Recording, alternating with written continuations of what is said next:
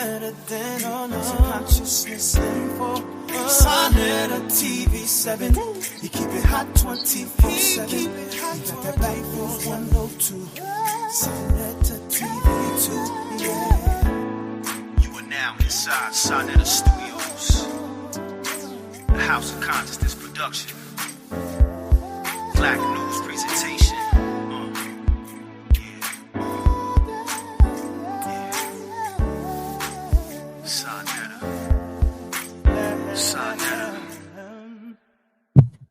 Yeah. Peace and blessings to everybody out there. We should have a good show tonight. We got my brother Herman in the building. Herman Smalls in the building. And y'all already know what took place today. The assassination. Assassination, man. So we just want to cover some of this news today because I know a lot of people don't know nothing about this or is probably on to this. Not now, my brother Unc. I'm live. Call you back, brother. But we want to send peace and blessings to the family. Family blessings go out to Charlie Kirk. And we want to cover it. Brother Herman, I'm glad I have you in the building right now, brother. What you want to say about this so far? Peace, and Pan-Africanism. And just, an update. It's not just shot. This man was assassinated today, and he was assassinated at a public venue. And I'm glad that. So look at the timing. We just recently did the build with our brother Conrad Tillerd, and he's a political figure. Yeah, he's a minister, but he's run for office as well. So he knows the ins and outs of stepping before the public with political views and ideals. And that's always a give and take situation, because whatever views you have, you're going to have other folks on the other side of the fence, especially if you're classified as a firebrand. Now we know Dr. Khalid Abdul Muhammad was a firebrand. And remember, the college campuses was where many of his most controversial speeches were given. So I just saw so many parallels with this, because even before Charlie Kirk spoke that day, they were circulating a petition for the university to block him from speaking, but they weren't successful. And we know Khalid experienced the same thing.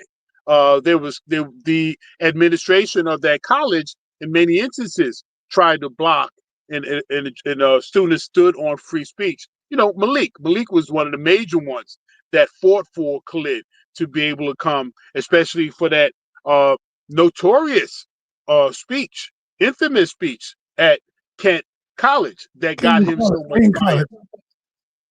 I'm sorry? At King College. Yes. I'm sorry, I said Kent. I meant King. And that was the one that got him in so much hot water, because how forcefully he spoke. So this is a white man, but he's a conservative from the right wing, from the MAGA sect. And I was even wondering, is this a escalation in the MAGA civil war? Because there's a lot of infighting taking place with the Republican Party, the MAGA wing, and even with the blonde woman Taylor Greene. She's now coming out against Trump openly for blocking the list from being released. That they're saying the Epstein list was part of him trying to hide his engagement. But I just thought, with your format and your platform, we have to be on the forefront on speaking on what these issues mean. I think this really could be a case of chickens coming home to roost. Let's look at all the things that the United States is engaged in right now. Look at all the seeking of regime change. Look what's going on right now in Venezuela. They just killed 11 people on a boat that they just randomly named drug runners. And they're plotting and planning and got warships surrounding Venezuela right now. We know the activity going on in Iran. Do you think, Brother Herman, sorry to cut you off, I'm going to let you go back into it and drop this history. Do you think this was a clear, precise message for Donald Trump? I wonder. Well, when you knock on somebody close to you, when your number one, number two man gets hit, and if they ain't hitting you, that's definitely a message. And let's look at the details that's emerging about the assassination. We know one shot, one kill. So this is these are expert marksmen that engage in this, and they say he was on a roof approximately 100 to 200 yards away. So there's some foreplanning for him to have positioned himself. So remember, Trump had 2 assassination attempts on him. There was a firebombing of another political leader. Remember a gentleman dressed up as a police officer and impersonated one and killed a political leader and seriously injured his wife. So there's been this kind of climate of political violence that's been building. We look at the pardons of January 6th. That was political violence that the presidents issued pardons for. So again, is this chickens coming home to roost? Is this the energy that the American political system that has been pushing out domestically and internationally, is it now coming to eat its young? Because this was a young man, 31, 2 young children, a boy and a girl, one a year old, the other 3 years old. He had 5 million followers on X. Let me hold you on for a minute. Miss Nicole, and you said the chickens are coming home to roost. This comment ties into that. She said, it's very sad, but Charlie Kirkland always spoke on black crime and how violent black people are. I guess he never thought his own people could be just as violent, brother. I mean, that's a profound statement, even though the shooter hasn't been captured and identified. No, he was killed. He was murdered. They killed him. The shooter, no, that no? hasn't taken place. No, all right, hold on. Let's take some time out to bring in our brother, to welcome our brother. Minister Conrad Tillerd is in the building. And how you doing, my brother? I'm doing great, and I'm happy to be here under these better conditions than we were yesterday. Right, it sounds great. But since I gave you the exclusive, I have to start out by saying to folks that they have to check out my YouTube channel. Say it. Let them know where it's at. That is Conversations with Conrad. Conversations with Conrad. Hey, family, do I have any moderators in the building? I want y'all to get that link, put that link in the chat, yes, and y'all can subscribe to that. I'm gonna definitely subscribe to it. Say it one more time. Conversations with Conrad. Okay, we're gonna say that again to make sure we could get that. Conversations with Conrad, y'all. Get that. Let's throw that link in there. So, my brother, where were you at when you heard this news, man? Well, I was just out and about, and of course, when I heard it, it certainly was a shock, and you know, I posted that whether we agree with Charlie Kirk or not, when I was 31 years old, I too was traveling the country, speaking at colleges and universities, from Harvard University in Cambridge to Humboldt State University in California, and everywhere in between. I was making fiery and, by some's perspective, controversial speeches representing a controversial and, by some's account, divisive group. And while I've had death threats and I faced protesters, hecklers, tough questions, fortunately, I was never harmed. And, you know, you fight ideas with ideas. And when you kill someone because of political ideas, it is proof positive that you cannot defeat those ideas with ideas. And so you don't have to like Charlie Kirk. You don't have to agree with him. I agree with him on some things. I disagree with him fervently on others, but I do admire a young man who didn't go to college, had a great deal of interest in politics and his point of view, and he organized millions of young people. And I think it's important that on our colleges and university campuses, we do have a conservative perspective. We have to have all perspectives. College campuses are overwhelmingly liberal and progressive, and I don't think that's good for young people, because as a teacher at City College for many years, our young people are not being educated, they're being indoctrinated. And if you cannot argue with a conservative perspective, if you are triggered by it, or if you don't even understand the nature of their arguments, great leaders are great debaters. Malcolm X never worried about debating somebody with a different perspective. And I think that's true of every great leader. They're also great debaters. So, you know, it's a sad, as far as I'm concerned, it's a sad day in America. Certainly it's a sad day for his family and his followers. But any one of us, once you start political violence, we all are subject to it. And excuse me, Reverend Conrad. Let me play a clip right quick so I could get the people familiar with who he is. Sure. Is that all right, brother?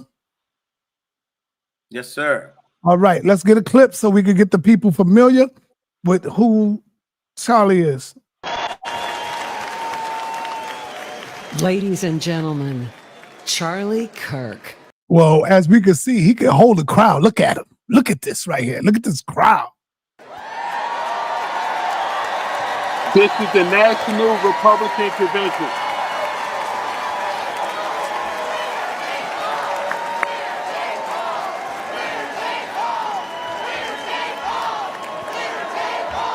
Thank you, everybody. Thank you. Good evening. I'm Charlie Kirk, founder of Turning Point USA and Turning Point Action. Together, the largest conservative grassroots organizations in the country. Thanks to our work, I talk to a lot of young people on campuses, at our events, on my radio show, podcast, and social media. Said differently, I visit college campuses so you don't have to. I hear a lot from young people about their hopes, their dreams, and their fears. You see, young people are idealists. They respond to vision.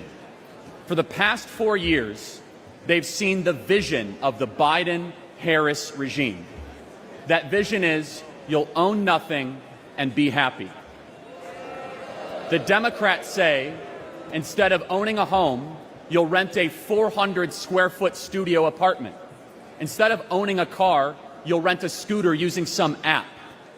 Their vision is this: limit your dreams, give up, aim lower, be content with less. If you're a 20-something in America, life has been really tough. You've watched home prices rise 47% since 2020, 47%. Home ownership is now out of reach unless you make over $106,000 a year.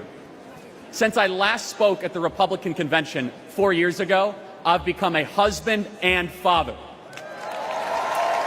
In fact, we have 2 under 2. I think I get extra points for that. For millions of people my age, that is a dream that feels farther away than ever under the Biden-Harris administration. According to current projections, 1/3 of today's young Americans will never get married. The average American is having fewer children than ever before. Why? It's because for far too many, they simply can't afford them. The basic things our parents enjoyed are increasingly out of reach for Gen Z and millennials. You see, the American dream has become a luxury item for the wealthy elite. Happy countries have children. Broken countries have addiction, depression, and suffering. Democrats have given hundreds of billions of dollars to illegals and foreign nations, while Gen Z has to pinch pennies just so that they can never own a home, never marry, and work until they die, childless. Under Biden, our young people own nothing and they are miserable. Donald Trump refuses to accept this fake, pathetic, mutilated version of the American dream. When he was president, young people were richer than ever before, and he will do it again. Donald Trump is on a rescue mission to revive your birthright, one your grandparents and those before them gave everything to hand down to you. And listen carefully, everybody. This is why young men are the most conservative that they have been in 50 years.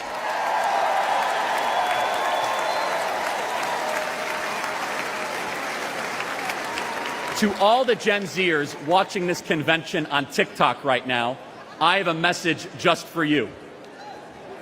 You don't have to stay poor. You don't have to accept being worse off than your parents. You don't have to feel aimless and unhappy. You don't have to support leaders who lied to you and took advantage of you for your vote. America's future is a series of choices. Our current state of slow motion national decline is a choice.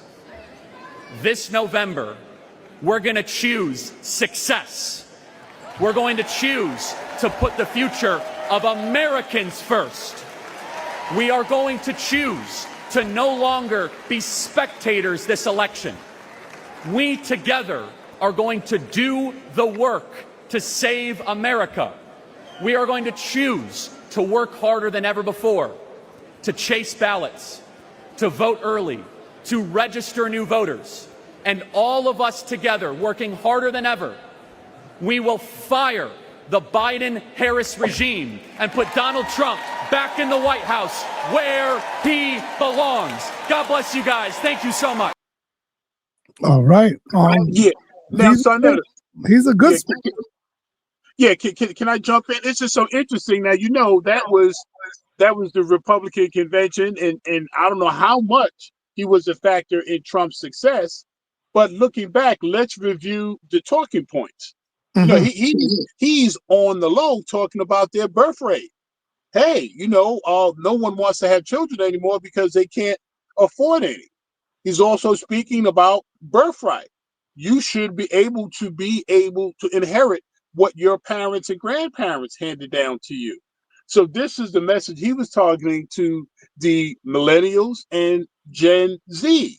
So now I remember when me and Brother Conrad were building, and we were speaking about youth and leadership, and whether an inexperienced person, now this is a non-political figure, an influencer without any college training, any background, but he was able to amass a following of 5 million plus and able to influence them to come out in numbers that ultimately impacted that election. So that's what I definitely want to hear more from Reverend Tillerd about in this political climate that we are in right now.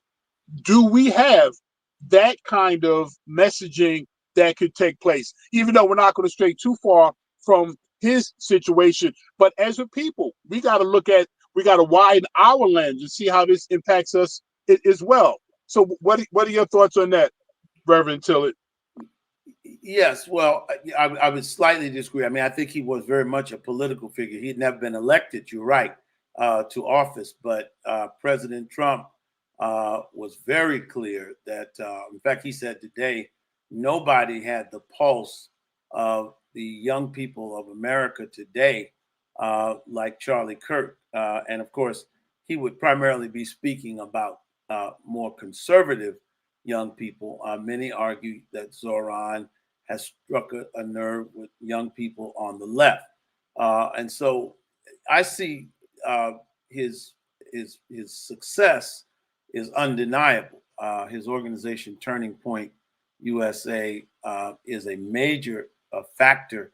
And the thing about assassins, that's why political violence is it's counterproductive. It's nonsensical, because if you seek to silence somebody by killing them, all you really do is elevate them, because you've martyred them and now their ideals are more powerful than ever. And so you really never ever achieve anything by killing someone based upon political ideas. In fact, when you kill a person, you immortalize them. Right. Great point. You almost elevate them to mythical or to even sainthood. And so, you know, I hear, and again, you know, it's true on the right and left, but anybody that's posting on Facebook, you know, he's gone. He's no longer infecting our young people. He deserves what he got. You know, there's a basic decency that if I heard a drug dealer got killed, or a murderer, I may not necessarily shed tears, but just knowing that a human being was murdered would make me take pause, and I certainly wouldn't be celebrating it. It just seems to me that requires people to just pause. You know, there are people who hated Malcolm X. The New York Times and a lot of the daily newspapers mocked him, scoffed at his death.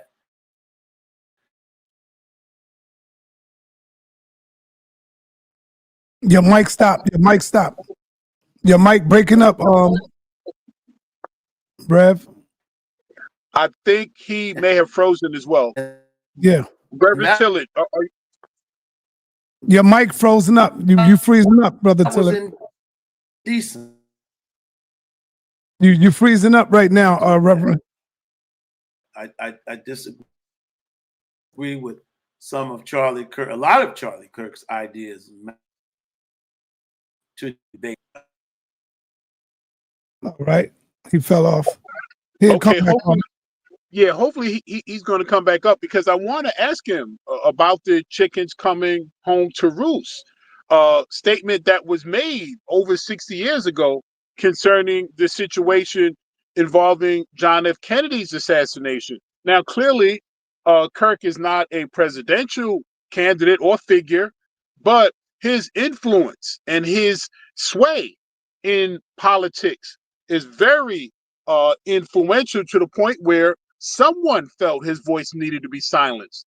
And we know, after much investigation, there was an internal cabal that had their hand in John F. Kennedy's assassination. I wanted to know if Reverend Tillerd thought this was an escalation in a civil war among the MAGA, the right wing, because there has been a lot of contention as of late. But does it rise to the point of political violence? Let's look at January 6th. Again, that was political violence. So we can't act like it hasn't been that kind of climate here already. Did anybody see this coming?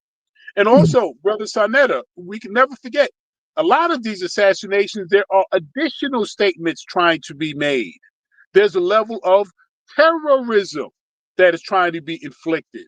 This man was shot in the front of a live audience, very much like our brother Malcolm X was.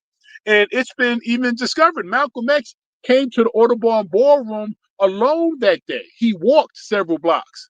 And this was revealed by none other than Honorable Percy Sutton.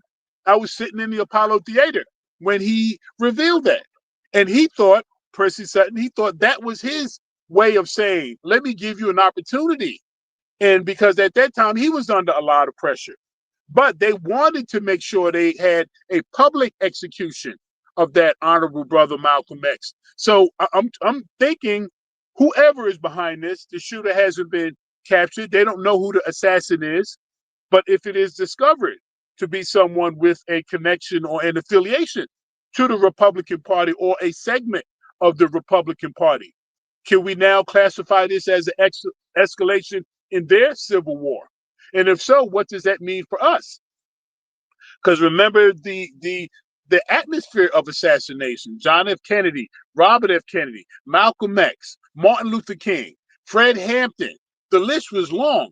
That was the method of neutralization, assassination. Are we coming back into that atmosphere? They tried to knock off Donald Trump twice. So this is something that is taking place at a level that we cannot ignore, and we have to read the tea leaves on this for us as Black people. What does this mean to us, and how do we prepare? And I think the brother is coming back in. But yes, sa.neter, and I think Reverend Tillerd is a perfect person to address this, because he has been in front of audiences that were hostile. He's already shared that he's had death threats, and he's had very aggressive counters to his message. Brother Reverend, are you up and at him? I think so. Yes, he's good. I've attached an Ethernet cord, but it's still. Hopefully that's better. So now, yes, hey, Herman, ask a question real quick. Well, Reverend Tillerd, I'm trying to determine this again for the benefit of our community first. My statements are always going to be on the behalf of Black people first. I care about all humanity and all other wonderful groups in the human family, but my first interest is my community.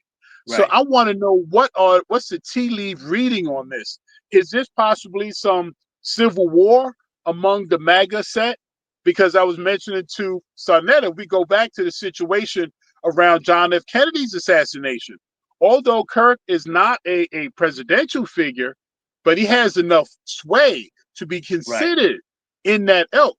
And after the investigations revealed that it was an internal intelligence cabal that ultimately led to John F. Kennedy's assassination. Do you think that kind of element and climate could exist now?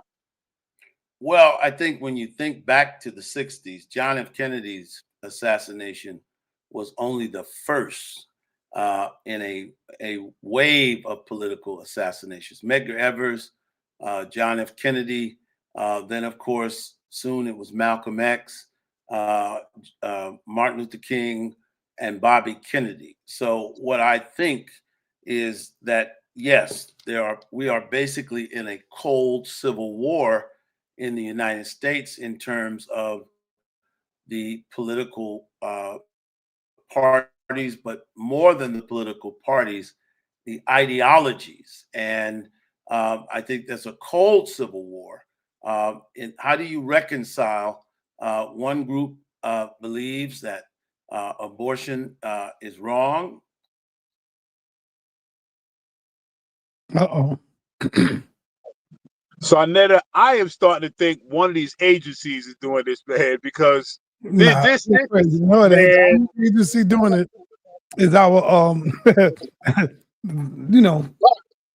But I'm gonna tell you something. What did Biggie say? Biggie said, "You're nobody till somebody kills you," right? And so, what the Reverend Conrad Tillerd said, that all this is going to do is make him a what? A martyr. He's going to be bigger than he's ever been. There's going to be holidays after this dude now. You know, Donald Trump will be taking care of his family for the rest of his life.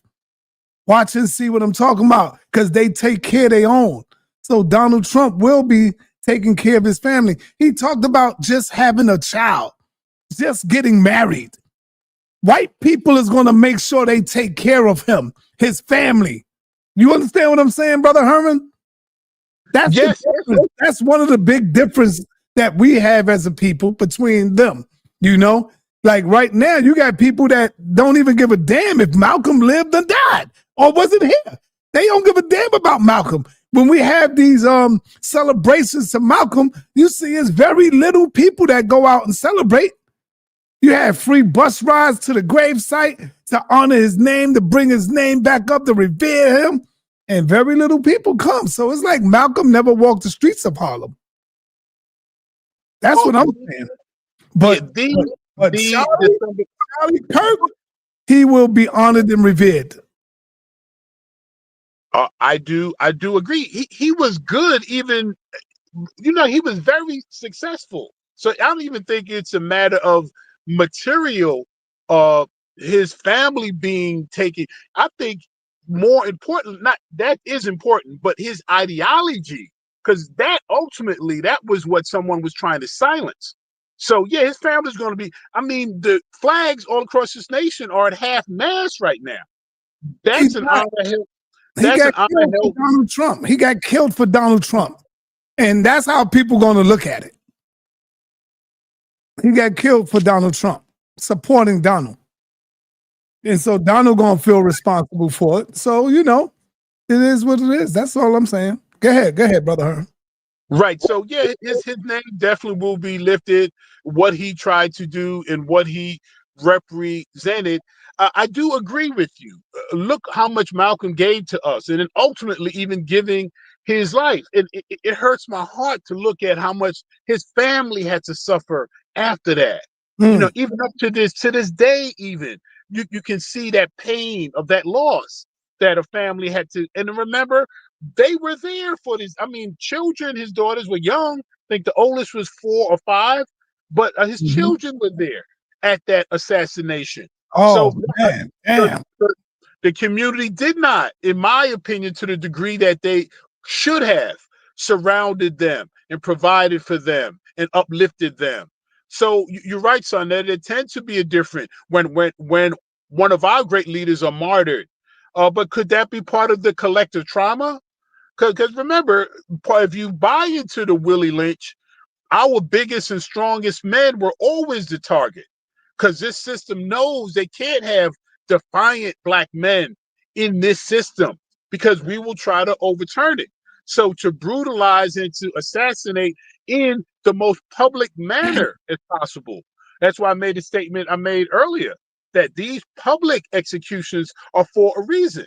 Now, right before he sat down to speak, he was engaging with the crowd. I think he was even tossing out hats. There were many other opportunities. If somebody just wanted to hurt him as quickly as they could, it could have been done. They waited till he was center stage, where everyone could see. Now, fortunately, most of the media sources have had the good taste to not run the actual assassination. I have not seen anybody show him physically getting hit by the bullet and falling out. But you know, we live in the age of cell phone cameras. You know that's recorded on 100 people's phones. And not just people, young people. That was a college campus, man. 18-year-olds, 19-year-olds that are going to be traumatized by today's event for the next 40 and 50 years of their lives. So someone clearly wanted to make a very poignant statement in his assassination. And Reverend Tillerd is back. How was your linkage, brother? You got a strong link? I think so. I'm plugged in. Yeah, it And sounds good. It sounds good. I think everything is good. Yeah, it sounds good now. But, Do you remember your last point? I do. I mean, how do you? We're now in a ideological Cold War, to be for sure. I mean, how do you reconcile? I saw a study today that more young people in New York have a favorable, more Democratic young people have a greater favorable impression of socialism than they do capitalism. How do you reconcile that difference? You have people who can't agree on what the definition of a woman is and who can have birth. One group says men and birthing people, and the other group says only women can have babies. I mean, there are many fault lines. There are many fault lines. One group vociferously defends the right to the Second Amendment, the right to bear arms. The other group says you need to curtail that.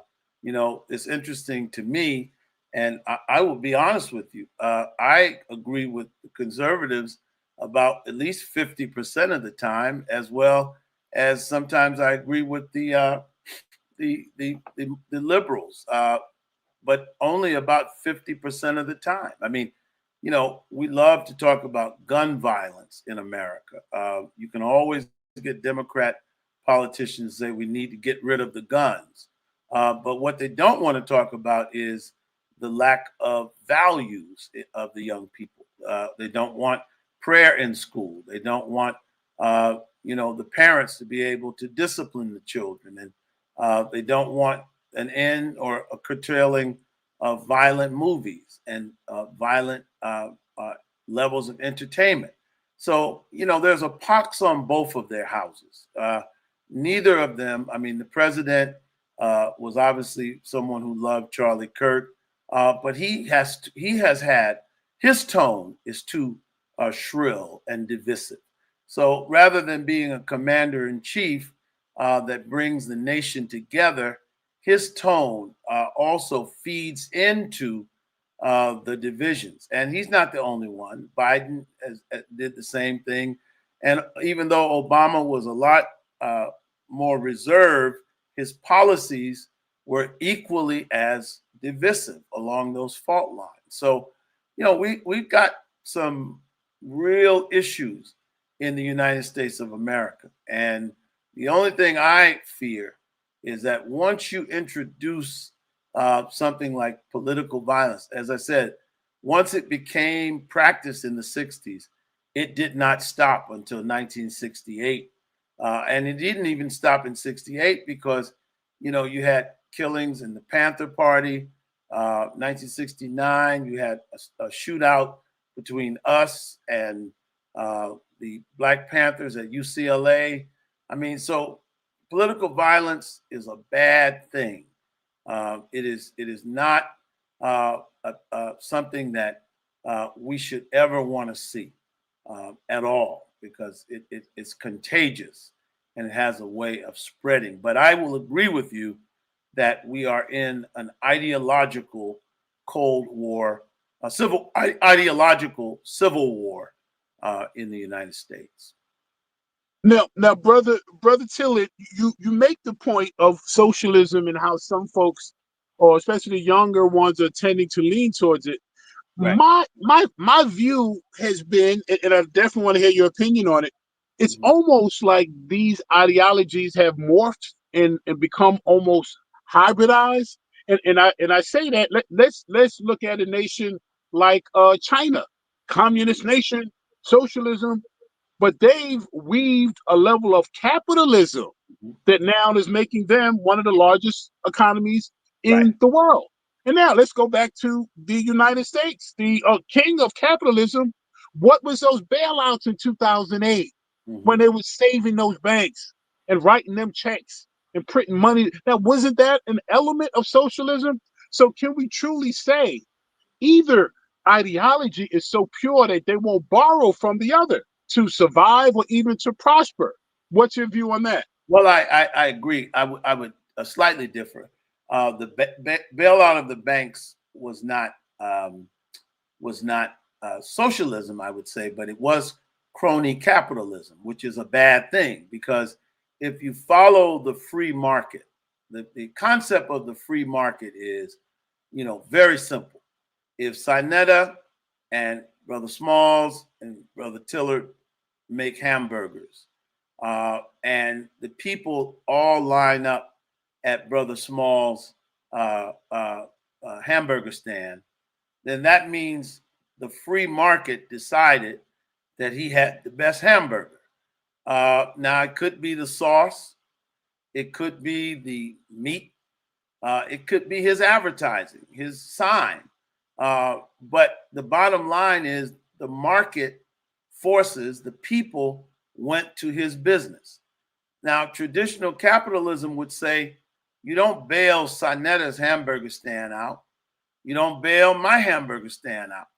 If the market doesn't choose them, then they fail. And the same with podcasts, the same with rappers. There are a lot of rappers, but there are not a lot of Jay-Z. So I do agree with you, however, that, yes, we have certain socialist features, Social Security, we have certain socialist features. And so I agree with you, as you correctly pointed out, China, Vietnam, they fought the Vietnam War, and within 10 years of the Vietnam War being over, Coca-Cola was back in Vietnam doing business. So the point of the matter is, and when you ask people to give you an example of a successful socialist country, they always point out the Scandinavian countries, which rely heavily on capitalism and highly taxed capitalism. The money people are taxed 90%, and that provides the free stuff for the rest of the folks. But these are very small, heterogeneous populations, usually of Nordic folks. Those countries become very xenophobic when they get over their allotted quota of Africans and people coming from other places. So those are very poor models to look at the United States. But I will agree with you. But I will say this, and I'm a strong believer in the free market, but I don't believe in crony capitalism. I do believe you have to police the capitalists. You got to not have insider trading. By all rights, if the banks were failing, then that meant the market said that they should fail. But it was Obama who said they were too big to fail. And so a classical analysis of the free market would say when the government intervenes and bails out these institutions, that is not the free market. Now, let me just say, lastly, I don't, a lot of young people are drawn into capitalism, but I think guys like Charlie Kirk certainly understand. See, what we've had at these colleges and universities, and as I said, I taught at City College for many years. I've been through a lot of these institutions.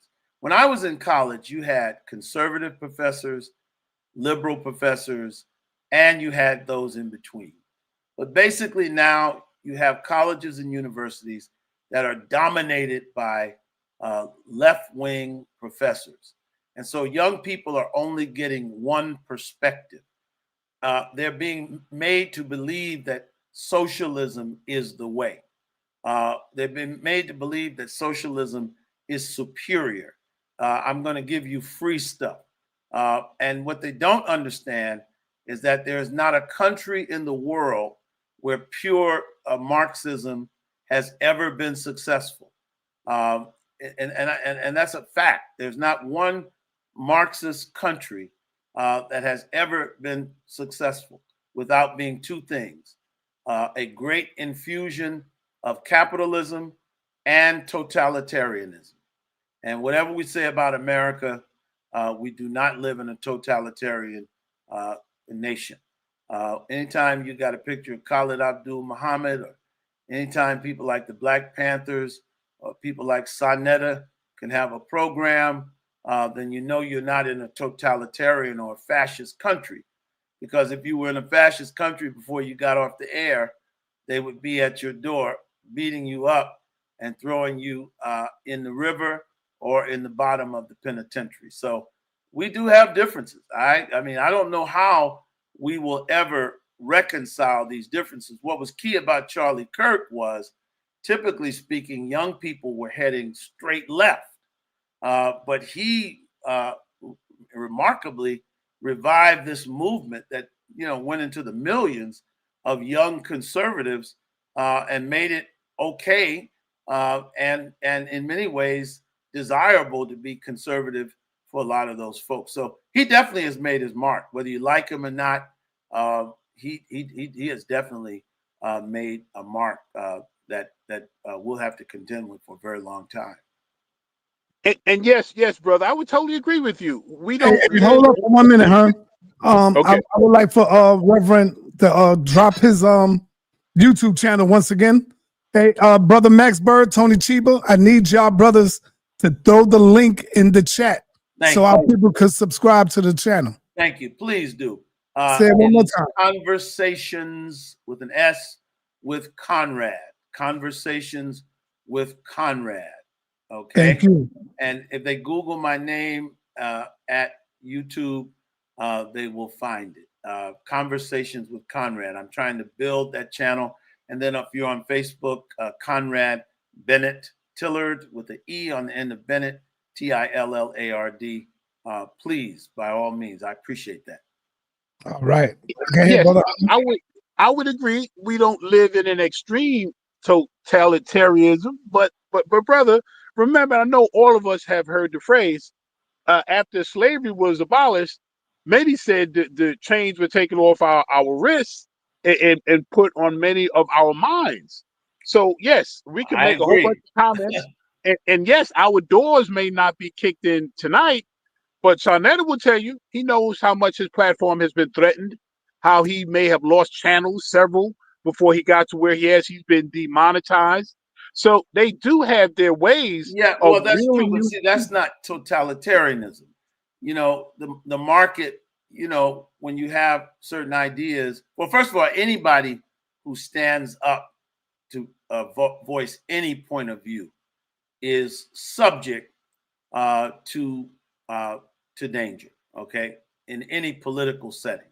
Totalitarianism is when the state imposes these conditions. Now, the market may say he's too controversial, we're not going to do business with him. But as you can see, there's always a market. You just have to find your market. There may be people or groups like the Proud Boys or people who don't like you groups. That doesn't mean, though, that we live in a totalitarian country. People who stand outside of the White House with signs that say F Trump. Well, you can't do that in China, okay? You could not do that outside of the Kremlin. So the mere fact that in our country you can do these things says that we do not live in a totalitarian country. And I think that's an important distinction. First of all, I don't want to live in a totalitarian country, and I don't think we should try to make it totalitarian.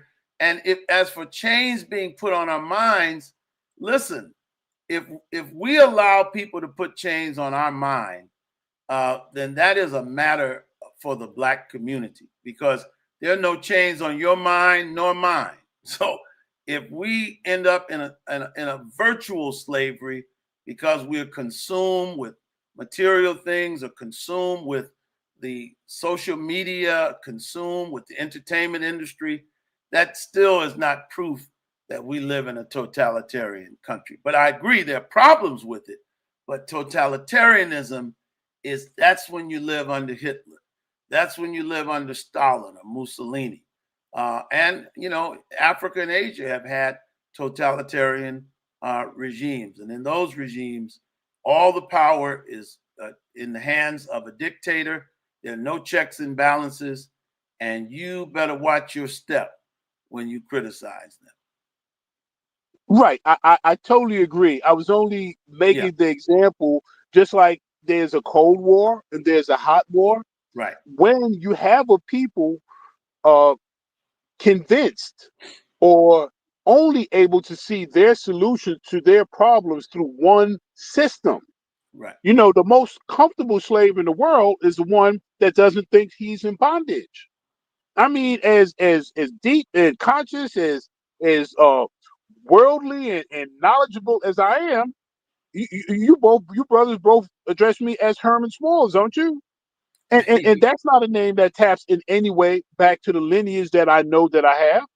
But I've been on this planet more than 6 decades, and I have not taken what is a simple step for many, a name change to identify who I am.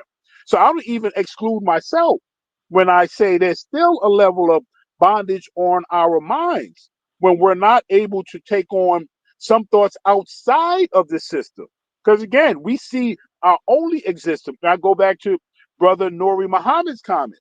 Sometimes we put more energy into replacing the system as we do in repairing it. We've been trying to repair this thing since we've been here, from water hoses and police dogs and assassinations and brutality. And now they're taking back affirmative action. They're taking back. So, I mean, is my grandchildren going to still be going through? And one last point I want to make. Sure. Recently, Martin Luther King's 62nd anniversary for his speech was just acknowledged. Maybe it was the 63rd. But in his speech, there was a line that referenced, we have to keep marching, and I'm paraphrasing, as long as a Negro, because that's what we was identified as then, a Negro in Alabama doesn't have the right to vote, and the Negro in New York City doesn't think there's anything to vote for. And then I said, whoa, it just hit me 60 years later. I was so close to being that Negro today that didn't, I almost didn't vote. Well, I almost did not vote this yeah. election. I came Well, so close. Hey, let me ask the Reverend a question. I want to ask. come on, I answer yours too, Herman, in this one. Yes. I want to ask Reverend Conrad the same question I asked you earlier, Herman. Is this a clear, precise message to Trump? The killing of one of his comrades. Well, first of all, they've already tried to assassinate Trump 2 or 3 times. I mean, he came within a hair of this happening to him. I mean, he literally turned his head and came within a millimeter of having his head blown off. And so I don't know if it's a signal, but here's the problem. You know, when you send signals to him and to the government, believe me, they're going to send them back to you. And they have a lot more firepower. And that's what the Panthers found out. You cannot wage war against the United States. No nation on the earth can wage war against the United States. So you certainly can't do it inside of America. That is just folly. This killer will be found. He'll be hunted down. He'll be either murdered or he will be sentenced to prison for the rest of his life. He's hurt his cause. He hasn't helped it. You know, one monkey don't stop no show. Right. And so we have to learn that, you know, again, you're not going to defeat the United States through arms. That's just not going to happen. And, you know, the wise teachers, Garvey didn't teach that. Honorable Elijah Muhammad didn't teach that. And so when you think that you are, that's a big mistake. Now, Herman, you said you worn that name for 60 years. Well, don't feel bad, brother, because I've seen them with dashikis and dreads and everything else, and they are as dead as a doornail, okay? Blind as a bat. They've got African names that even some of the Africans don't have, but they don't have a commitment to Black people. I see nationalists running around with Zoran, talking about Brother Zoran, and literally willing to get rid of true Black power. They got red, black, and green on. They can quote Malcolm.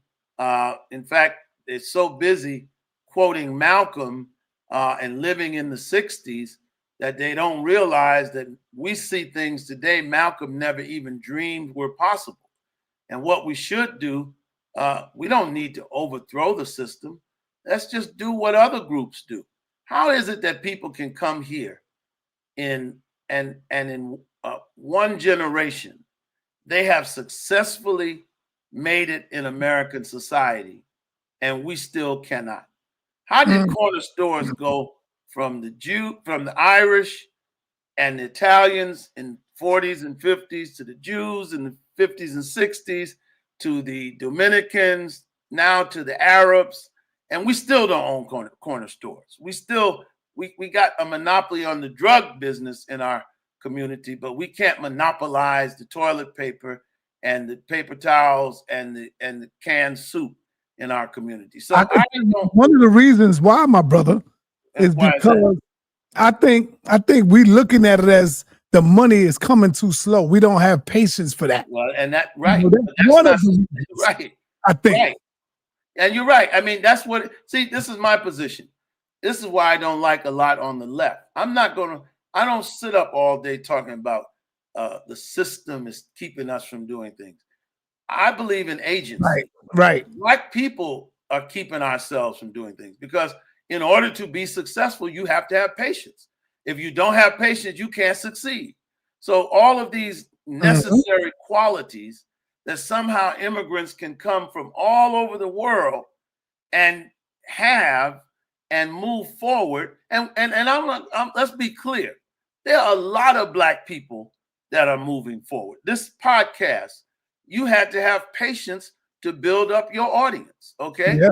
And so we have, ample opportunities and evidence of Black people who succeed. But for some reason, as Black people, and I believe it's because we want to advance everybody, we feel that, until every Black man is successful, the system is against us. And I don't believe that. I never believed that. When I joined the movement in the 1980s, I joined a movement that said Black people were powerful, that they could do for self, they could discipline themselves, they could build their own institutions, they could save their money, invest together collectively. That is not a movement saying we can't do anything. The system is too powerful. That's right. I joined the movement that said you can't be brainwashed when you come alive. I was saying the same thing last. You be brainwashed. I was saying the same thing last week. I just came with a harder message. Like I was saying to what you're saying, but you putting it in such a beautiful way where you could feed it to a baby. Like I was telling our people last week that all we try to do is live off of what our ancestors did. Right. We got to stop that. Oh, my fathers built America. Okay, Negro, what are you building today? That's right. Why are you trying to live off of what they built? Now we got to build on top of that, And so they think that's cool because they say, well, my ancestors built America. Yeah, well, they did it off of slave labor. They did it because they was being whipped. Now I'm not talking about Black Wall Street or nothing like that. Right. I'm talking about the major parts of America, Listen, so why we ain't building it now? So I agree with everything you're saying. Black immigrants came to Harlem from the rural South and built buildings and churches like Abyssinian Baptist Church from the ground up and all these grand churches. And we today can't even fix the windows. Right. Come on, they man. built them from the ground up. We can't even fix a broken window. And so it's not the system. It is not. The system it's not a person. Yes, our ancestors, they lived under chattel slavery. That is a verifiable discrimination that kept them from achieving. Then our ancestors post-slavery lived under Jim Crow, where legally they could not go certain places. They could not do business. That is a verifiable, quantifiable level of discrimination. But since the 1960s, 1970s, and certainly any young person walking around here today with a $200 t-shirt on, $400 jeans, $300 sneakers, a $1,400 iPhone, I don't want to hear about the system stopping you. Right. Because if you stop making it rain in the strip clubs, we talk about the disparity between Black wealth and white wealth. You hear a lot of these old liberal professors, and these liberal college professors have messed up more Negroes than bad whiskey. Okay. You hear them talk about, well, there's a racial wealth gap and nothing does going to college change it. No. Does marriage change it? No.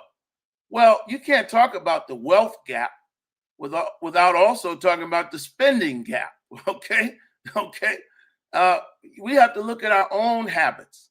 And that's not blaming the victim. That's another famous thing that Negro liberals on college campuses, whenever you talk about the agency of Black people, the power that Black people have to set their own course and fix their own destiny, they say you're victim shaming.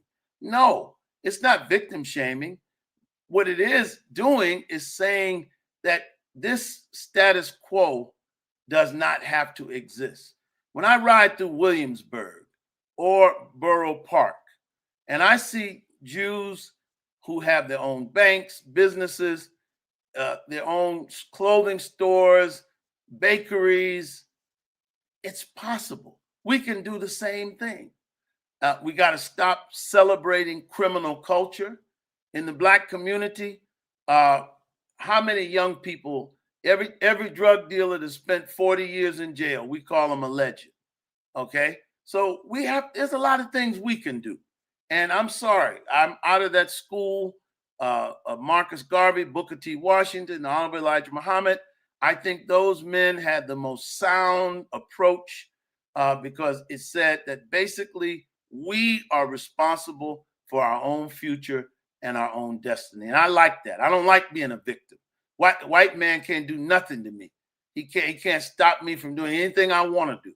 And he can't stop us if we were able to come together and work together collectively. That's my view. That's where I have evolved to. But it really isn't that much of an evolution because it essentially is the same view that I had in the movement. And brother Tillerd, I share that view. Yeah. But now just to go back a little, and Sure. then I want to come back to this point. I don't know if that was the fairest characterization of the Black Panthers, that they were trying to do war with the United States government. Now, remember, one of their largest programs was the breakfast program. They were feeding our community. And yes, these were brothers. I'm talking about the original Black Panthers. These were brothers that said, hey, you're not going to be coming to our community, murdering us, brutalizing us. And so they did have an element that said we have to defend ourselves.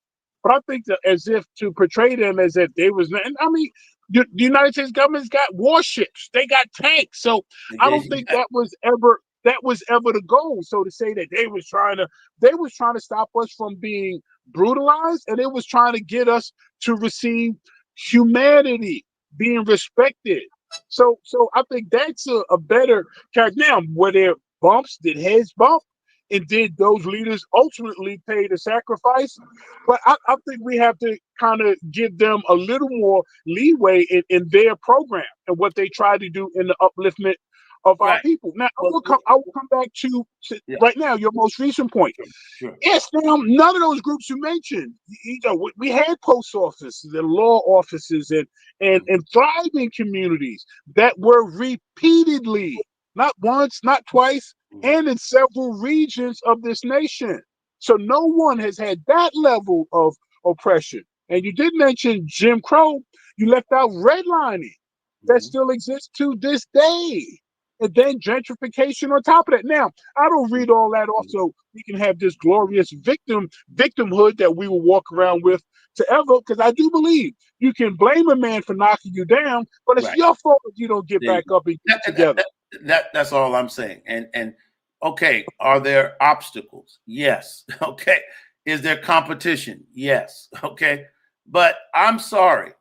If a Vietnamese immigrant or someone from the South Sudan or someone from Uzbekistan gets to America somehow, some way, and in one generation, we're eating at their restaurant, I think we should be looking at them. And again, I hate to say that in that sense, because what it suggests is that Black people don't do that. Black people are successful. That's part of why you have to change the narrative, because Black people are successful. We're perhaps the most successful, we are the most well-educated, the most successful minority group in this country, okay? Nobody has produced a Du Bois. Nobody's produced a Martin King, a Benjamin Elijah Mays. No one has produced a Ron Carter, a John Coltrane. No one has produced a Constance Baker Motley, a Shirley Chisholm. I mean, a Robert Smith, a Reginald Lewis. I mean, to say that Black people have not succeeded in this country is a damnable lie. We are very successful. I think we need to talk more about our successes and less about the oppression. Now, let me get back to the Panthers for a second. The Panthers, yes, they started out in 1966 as a community patrol group. And Huey P. Newton, the brilliant student, studied the law. And he realized how far you could be away from police. It was lawful to carry a weapon, and he knew every statute. And in that regard, they were protected. But then, of course, the laws were changed. And at the same time, the Panthers were not initially Marxists. And I want to say that Marxism was introduced to the Panthers, okay, which turned out to be deadly because they did say that they were going to lead violent overthrow against the United States. Not all of them, but that became the mantra. And that was dangerous. And that was deadly. And people like Eldridge Cleaver introduced that. Bobby Seale, when he went to Gary in 1972, when Dick Hatcher was the mayor, he put a security force of police officers around Bobby that weekend, and Bobby changed his mind. He said, these pigs are not like other pigs. He began to see what it meant to have Black political empowerment. That's when he went back to Oakland and started the breakfast program. And that's when he started running for office and feeding people the bags of groceries and so forth and so on. So I love the Panthers. You know, I wasn't born in 1947 like Huey was. So I honor everybody that went before us. But in 2025, we've got to be able to make an analysis to see what works today, what didn't work in the past. And all I'm simply saying is anybody who wants to see Black people advance needs to understand that, yeah, we have the right to self-defense, and we should, but we need to move the way other groups have successfully moved in this country. Again, I came up in the movement, and Mr. Muhammad said you shouldn't carry a penknife, and he told his followers, just build, just focus, do what you have to do, and you will be successful. And I haven't strayed, at least in those wonderful teachings, you know, to me. And of course, he was one who came after Garvey, and Garvey came after Booker T. Washington. So Booker T. Washington is the one who first laid that program down for African Americans in this country. True, but we can't forget one of the Honorable Elijah Muhammad's top students was very clear as well. You know, Muslims, they're going to be Malcolm X said, as Muslims, we are law-abiding, we are kind, we are courteous, we obey the law. But if somebody puts their hand on you, send them to the cemetery. Listen, put your hands on me. I agree. Every man has a right to self-defense. Every man has a right to defend himself and his family. Every man. Right. And it was every human being has a God-given right to self-defense. And I agree with that wholeheartedly. And it was the Black Panther Party of self-defense. But you made another point that I wanted to. No, the Panthers got led astray. And I will say that a lot of those white radicals that they took counsel from, especially later, Revolutionary Action Movement, a lot of the groups that became more and more militant. Again, I don't judge them because, you know, in that time, there was a lot of social upheaval, and I'm sure they did think revolution was right around the corner. But the fact remains, it did not happen the way they envisioned. And, you know, unfortunately, a lot of brothers and sisters died, and, you know, Eldridge Cleaver died a capitalist. Bobby Seale is a capitalist today. And so, you know, listen, I honor the elders, but if we got to learn from those that go before us. We have to, you know, see what works and what does not work. Does that make sense? It does. It does. And you mentioned, or you characterize the few socialist governments that have had a moniker of success. And that's because when that success gets to a certain level, they lean towards a very xenophobic type of, you know, shutting the gates type of environment. Now, but would you not agree that capitalism has the same potential of xenophobia, and even when it exhibits that, it even has as extreme, or if not more extreme, results. And one of the examples that I would like to point out before I hear your views, let's not forget Nazi Germany, and that the Jews in Nazi Germany had risen to the highest in academia, in the arts, in the sciences. They were the driving force of that society. And that did not protect them against what the ultimate backlash or the ultimate reprisal that was put upon them by the Nazi Party. So again, black people. Go ahead, I'll listen. Well, I just think that you got to remember, Germany in 1933 had no history of democracy. Okay, Europe, the Germans were under a monarchy, just like every other European nation.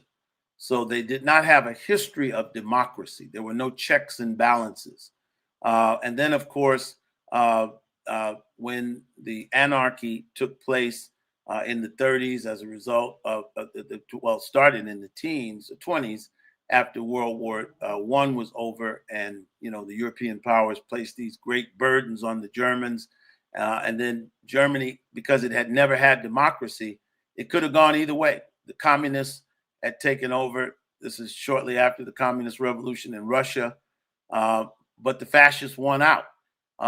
They battled in the streets, and ultimately Hitler came in, and since they were used to a monarchy, it was very easy for him to seize power, suspend the Constitution, no civil liberties, and then, of course, he passed the laws to move against the Jewish citizens of Germany. But we don't live in that kind of country, and it's very important. See, when you know the history of these countries, you know that our country is nothing like that. And so it doesn't mean our country is perfect. Winston Churchill said that democracy is a horrible form of government until you consider every other form of government. And so I would rather have, we live in a country that is not perfect, but what we do have people fighting Trump. We do have courts that are deciding sometimes with him, sometimes against him. We do have local, federal, state government. So I'm not saying that Black people shouldn't be vigilant. All I'm simply saying is I'm not going to spend the rest of my life talking about forces that are working against us when I know damn well if those forces weren't here, we still don't have our stuff together. That's why we can't even take advantage of the struggles that our people, the victories they won, because we can't even get together. We got a Black mayor now, and we got people trying to give that away. So I have decided, and I always have, again, I could have joined the Panthers. I could have joined other movements, but I joined the movement that made most sense to me, the one that says you're not a victim.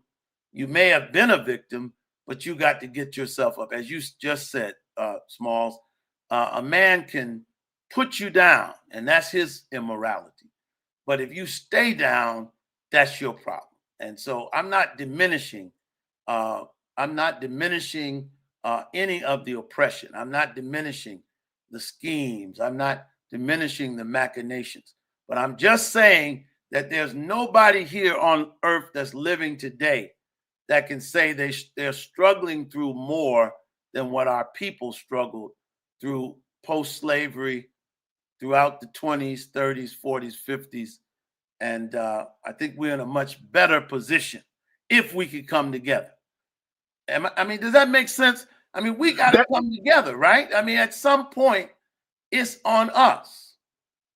That makes total sense. That you made it very interesting. You said we're much better off now. Now, clearly, there are areas we can say, and materially, but now some of our best minds, I would count Dr. Amos Wilson among them, will go back and say, what do we have that took us through all of those times and challenges and struggles? We had a family unit. That's right. We had a family unit. And then, but we had a government, the same government we trying to cuddle up next to and still trying to get to love us. that pushed crack into our communities. The government did that. Yeah, but So let me tell you something. The government can't make you take crack. Okay, I lived in the crack era, and I didn't take crack. You didn't. So, you know, again, agency.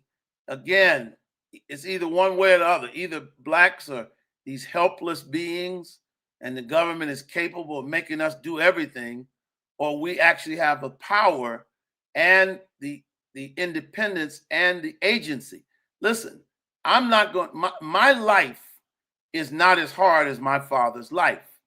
My life is nowhere near as hard as my grandfather's life. So I can't act as though there are obstacles. There are no obstacles in my path. There are no obstacles to me doing what I want to do. I tell my children every day, you can be anything you want to be. Too many examples of black judges, black doctors, black entrepreneurs, black rappers, black filmmakers.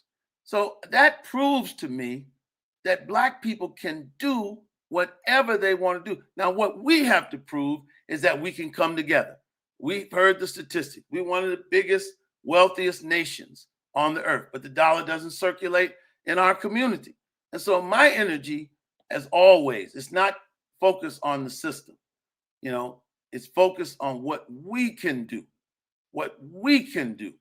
to change our condition. And if we did everything right and we still were meeting obstacles, then for me, it would be a different conversation. But I know good and well we're not doing everything right. There's a lot more that we could be doing before we even talk about what's happening outside of us. We're still killing each other. After Stop the Killing rallies and after Malcolm and after all of these people, Dr. King and others, we're still literally shooting each other, shooting grandmothers, as the young boys did in Harlem the other day. And so to me, that's where my energy goes. That's where my focus is. And I think, yeah, I have to totally agree with that. That has to be on our agency. I mean, it has to start there. Any plan, a business plan, a fitness plan, a financial plan, you got short-term, midterm, and long-term aspects to it. I want to ask about your long-term. Yes. And even before that, a fact. This is a fact. Nations rise and fall. That's a fact. That is a fact. So many have predicted that the United States doesn't have another 20, 30 years in it. It won't see its tricentennial. So if that should be the case, then I get it. We're getting it together. But what is our long-term plan if this nation collapses? Are we building any other relationships anywhere else? And I know you might say, hey, we can't get together here. How can we think about any place else? But what for a leader? Or like I know my daughter, fortunately, my wife's family, my family have land in other places, but a lot of us, if we put all our eggs in this one basket, and it's his basket. So what do you see should, for whatever reason, not our fault, but this nation, based on some of the energies it has put out internationally, its chickens come home to roost, and it collapses. So then what are the answers we are going to provide for our people? What is the next step forward then? Yeah, I mean, you're absolutely right. No nation, all nations have fallen, a lot of them. I mean, certainly Egypt and great African kingdoms, the great Asian dynasties, Rome, Greece, the Babylonians, the Persians, nations have a turn. And, perhaps America, we're only 249 years old. That's what's so amazing about this country when you really think about it. In 249 years, this country eclipsed all of the great empires of the past, eclipsed all of the European empires. France and Germany are 1,700, 2,000 years old. Okay, and in 249 years, and that's why I believe that there's something different going on in America.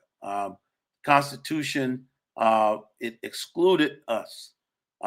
It was the men who conceived the Constitution were flawed and limited and racist, but they put together one of the greatest documents ever, because what it did was create an amendment process and a process for the citizens of that country to advocate for themselves if they organized, and they could change that document. And that's what the civil rights movement represented. And we haven't had a movement like that. That's what the 60s represented. We haven't had a disciplined movement. And, you know, we can make social change. I'm convinced that Trump, you know, he was elected because more of his people came out than more of the Democrats' people. He was also elected because the Democrats have gone so far left that they've lost most of the American people. And so when you're in America, you have the right to organize, to agitate on your behalf. And so will America survive? It's only 249 years old. I believe it will. I believe it will because it's the only nation on the earth that all of the people of the earth can come to and become a part of. America is not a white country. It's not a Christian country. It took all of the people of the earth to make this country what it is. And I little disagree with you. It's their country. No, our ancestors made this our country.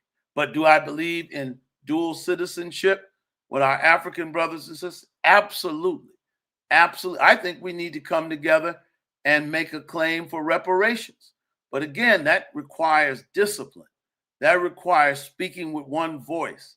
That requires a substantive plan, you know? And so there are many things that I've been in this movement now for 40 years.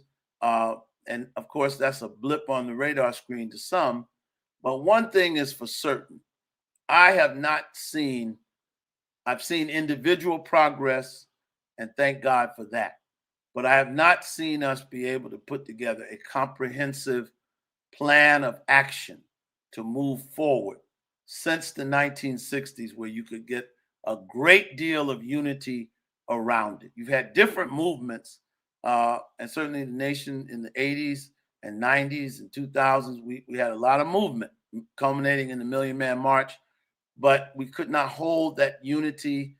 We could not bring folks together and come up with a kind of agenda that we need to. And I think that's the challenge for Black people going forward. And reparations is important, but you can't give every Black family $1 million check because in 6 months they'd have it back. You got to figure out what's the best way of redressing our grievances. So I'm 60 and you are as well. So I don't know how much time we have left, but everything is possible, Brother Herman. You're right. But I think that since we're here, we should fully participate and try to make the most of our situation in this country. And I know we can. We've done it. But it's always the lack of discipline that undermines us, the lack of unity, the lack of structure. You know, we get to a certain place, Biggie made it to millionaire status and then got killed like he was a broke dude on the street. Tupac fought through it all, became a multimillionaire. Excesses got him killed. And you go down the list. So I think there's some things that we need to do an internal audit and critique of and begin to say, you know what? We got to try to do things different. I got a 6-point plan that I've been preaching since Movement for Change. We got to get back to spirituality. We ain't going nowhere without faith. Secondly, we got to get back to family, strong family structure, too much divorce, too many children born out of wedlock, too many people not in married relationships. Wealth is just thrown away. Positive culture, positive culture, positive culture. You look at the internet, there's a disproportionate amount of culture that revolves around drug dealers from the 80s, okay? All right? Then, of course, we have to get positive cultural references back, then we've got to pursue education. And once again, teach young people it's cool and desirable to pursue as much education as you can, because we need the trades, we need the professions, all right? Then we've got to come back and fully engage this political process. No excuse for not voting. No excuse for not being a part of a political organization. No excuse for not being engaged at local politics, state politics, and federal politics. That's how the DSA is able to come into central Brooklyn, where the majority of people, 70% are black. They're a small group of largely whites, 25 to 30%, but they can control the politics in central Brooklyn. All right. And then finally, that economics, we got to embrace capitalism, okay? Because our people came this way through the embrace of capitalism. When Madam C.J. Walker was doing hair in Harlem and Indiana and became the first millionaire in America that was black, that was capitalism, okay? That was capitalism. And so we've got to, when you're in Rome, you got to act as the Romans, all right? And Sylvia's is a great example of capitalism. 5 generations running that restaurant. Now the great-grandchildren are running. Who are they exploiting? They're providing jobs for people. But they came together as a family to make it happen. And so I reject the left.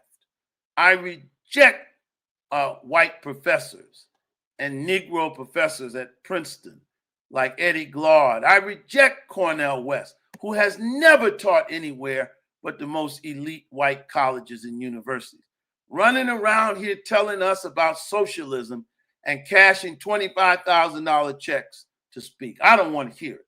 I've been around too long. I don't look at what a person says. I look at what they do. And it seemed like all of them like the fruits. The fruits of capitalism to me. But you must agree, for capitalism in its purest form to excel, would you not agree that there are a bunch of folks that have to be on the downside of that? No. And if you expand that internationally, No. does not capitalism No. push regime change in several nations and co-op resources? Does not capitalism have an underside that many people don't speak of? I mean, it's great to when the Benjamins are coming in, but isn't the capitalistic hands soaked in blood in many respects globally?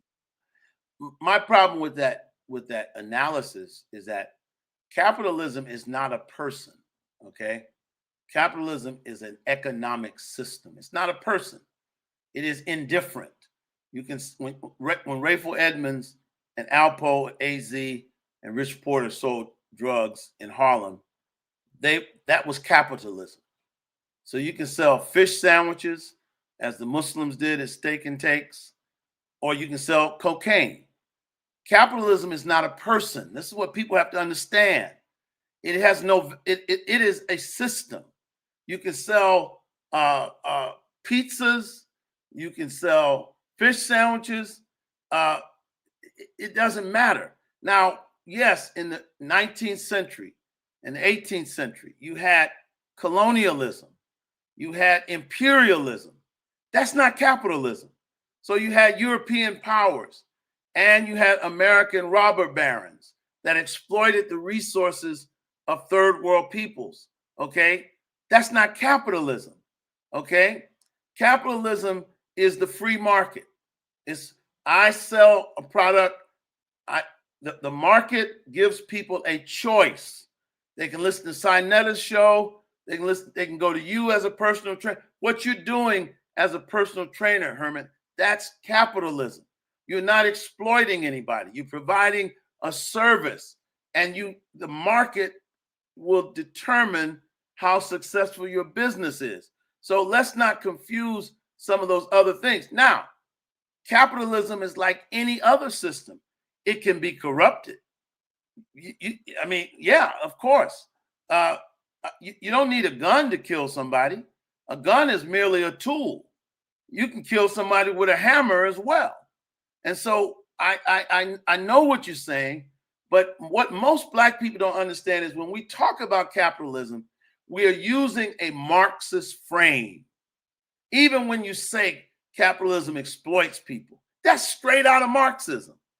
And I'm saying, if not capitalism, what other choice? Before capitalism, people lived in feudalism, where there was one landowner. There was one a person that owned everybody. There was a king. There was a monarch, where people had no human rights. They had no way of making a living. Capitalism has, in fact, rather than put people in poverty, it's raised more people out of poverty than any other economic system in the world. And so I always remind people, I'm challenging people, we got to step outside of that Marxist frame, and we got to be able to differentiate between colonialism, capitalism, and also there's a lot of corruption in Africa, Asia, people who sold their people's minerals, sold their people's wealth. And we have to also point that out, because the devil can only entice you. That doesn't mean that he has the power to make you do anything. And so again, agency is very important. I mean, listen, I understand capitalism is a horrible system until you consider the others. And the only thing the socialists offer is a utopian system. You ask them, give me a socialist, give me a Marxist country that ever succeeded. You don't have one. You can extol the virtues of Castro, but Castro was, it may have been necessary for a time, but he was a dictator. People were not free in Cuba. He killed some of his own co-revolutionaries, and the economic conditions he's not able to produce, was not able to produce a way of life. And yes, a lot of that had to do with the Cold War, but he was firmly ensconced with the Russians. He was well protected, but the economic system, Marxism, cannot succeed because Marxism doesn't account for the individual's aspirations. Marxism is about the people, quote unquote. It's never about the person.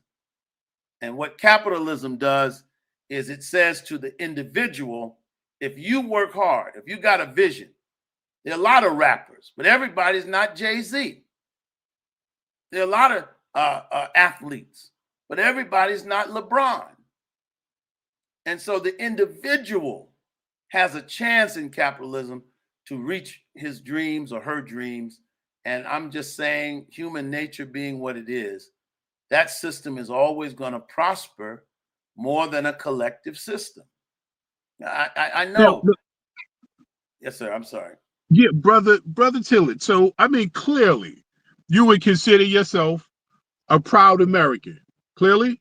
Well, yes, I am a proud American. And there was a time I wouldn't say that, but I'm not a proud. I am absolutely a proud American, but I'm not one of these people that just says I'm an American, Yankee Doodle Dandy, Pledge of Allegiance to the flag. I'm a proud American because my ancestors were brought here in chains, and they went from the outhouse to the courthouse to the state house to the White House. I'm a proud American because the second American Revolution was the Civil Rights Movement. The first revolution was the American Revolutionary War, but the revolution wasn't completed. Second revolution was the Civil Rights Movement. I'm a proud American because Malcolm died, and Dr. King died, and Fannie Lou Hamer was beaten, and Jimmy Lee Jackson died. I'm a proud American because Honorable Elijah Muhammad led a movement that reformed people. I'm a proud American because Booker T. Washington said, cast your buckets down where you are. And I can go on and on and on and on. So I'm a proud African American. I'm fully conscious of my African roots, but I'm born and raised in America. I was born in the heartland, raised in the nation's capital. How could I not be proud to be an American? Because we made America great. We contributed to it. We are a significant reason why America is great. There's no America So without our contribution. right now, right in that second revolution that you articulated, what do you think Malcolm X meant when he said, "No, I'm not an American. I'm Right. one of the 22 million American victims, I the know what he victims meant. of I know America." what he meant. Now, Malcolm was born was he parroting a Marxist line, or no, was he no. speaking for his people and their experience in this nation? Well, first of all, Malcolm clearly said he wasn't a Marxist. He wasn't even a liberal. So, you got people around here now saying Malcolm was a leftist. He was not. Well, Herman, Malcolm was born in 1929. Okay. I was born in 1964. So the America he saw, he died before the Voting Rights Act had really been passed. Okay. The Voting Rights Act hadn't even been passed when he died. So he didn't see the America that we see. That's why we don't judge him. He was right for his time. If I lived in, Muhammad Ali was right when he said, "I'm not going to Vietnam. The Viet Cong never called me no nigger." But we don't live in that America. So Malcolm, you can't take a statement from a man born in 1929 in 2025 without context. Okay. Malcolm didn't see rappers going from the Marcy Projects to the 1%. Malcolm didn't see black CEOs of corporations, black billionaires. Malcolm didn't see a black president. Malcolm didn't see the Congressional Black Caucus. It didn't exist. Malcolm didn't see a black mayor of New York City or of Washington, D.C. or Atlanta or Philadelphia or Chicago. He never saw those things. He never even knew that. He died not even knowing that was possible. So I can't judge that brother, but at the same time, I can't parrot him, and I live in a modern world. Malcolm didn't see the internet. True, and I do agree, and I share that birth year as well, I 1964. know. But I see Our in world is America, different than his. I see in America that has my brothers and sisters warehoused in jails in numbers that are unconscionable. I see in America that my brothers and sisters are still brutally murdered by police nationally. I see in America that the president, head of state, calls their sons, remember the NFL protests, sons of bees. Those sons of bees shouldn't even be on the field. So this is the America I see. So I get it. Now it seems now, Brother Tillerd, It doesn't. a lot of your Let me ask measurements, you a question. and Okay, I'll go ahead. just finish with this Sure, point. go A ahead. lot of them from the Marcy projects to the mansion. Seem like so much of it, but again, you did say capitalism. I'm not as bent and as impressed with the material accomplishments. If I can see more mothers and fathers able to provide some of even the basics for their children. Homelessness is off the chain right now. Okay, There's but so much Herman, go to India. There's people living everywhere. There's homelessness everywhere. Name a country where there's not homelessness. Name one country in the history of the world where there was not poverty.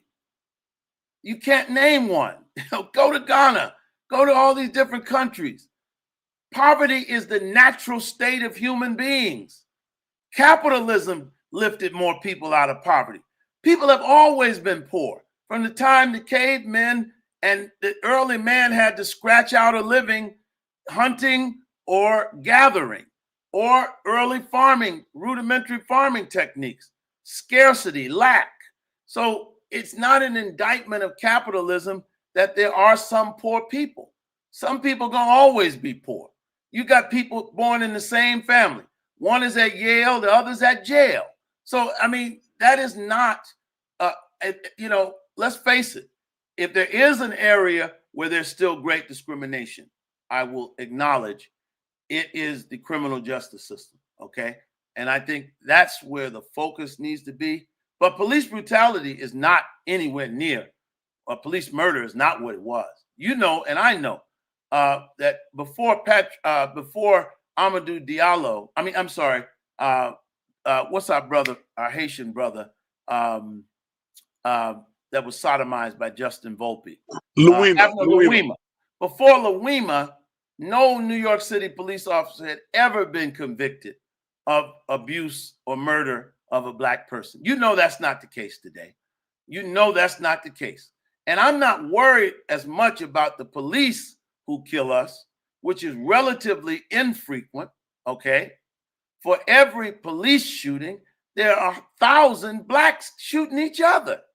And so, listen, true. I'm not negating anything you say, but it's a way of what we're disputing is what do we need to be emphasizing?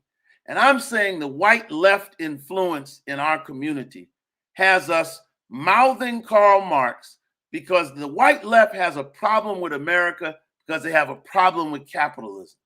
And from the 1960s, these communists, they came around Dr. King, they infiltrated the civil rights movement and led it astray. They infiltrated the Black militant movement. But they have been fighting a war against capitalism and democracy. And all I'm saying is Black people have to be able to differentiate when we are on somebody else's program. And what I'm saying to you is that everything you mentioned may be real. Police brutality, the criminal justice system. You're right. And that's why I would say to Black men, if you end up in the criminal justice system, your ass 9 times out of 10 is going to jail. So you better stay out of it, okay? And that's what we need to be telling our young brothers and sisters. You shouldn't have hustlers in 2025. You shouldn't have scammers and boosters. People so in love with capitalism, so in love with the material goods that they're willing to put their freedom on. Don't talk to me about the incarceral system without also talking about these criminal tendencies that too many of our people have. They don't want to reform. So if you are robbing, shooting, killing, you're going to jail. So now it's not like if they're picking us up off the street and we're not guilty, that's one thing. But if you've been arrested 19 times stealing at the supermarket or the drugstore, that is not an example of an oppressive system. Just like this brother that killed this white woman in Charlotte. This man had been arrested 14 times. Okay? Yes, it's true. His parents, his mother, and they asked that he be put away. Okay? But we have to look at that part too. That's what I'm saying. I'm saying if we talk about these things, to be honest, we've got to look at those things. Even your mentor, Brother sa.neter, Khaled was a big man on discipline. He was a big man on, there's certain things we have to do. You know, I remember him teaching us how to deal with the police, be respectful, you know, recognize that they had authority on the street, okay?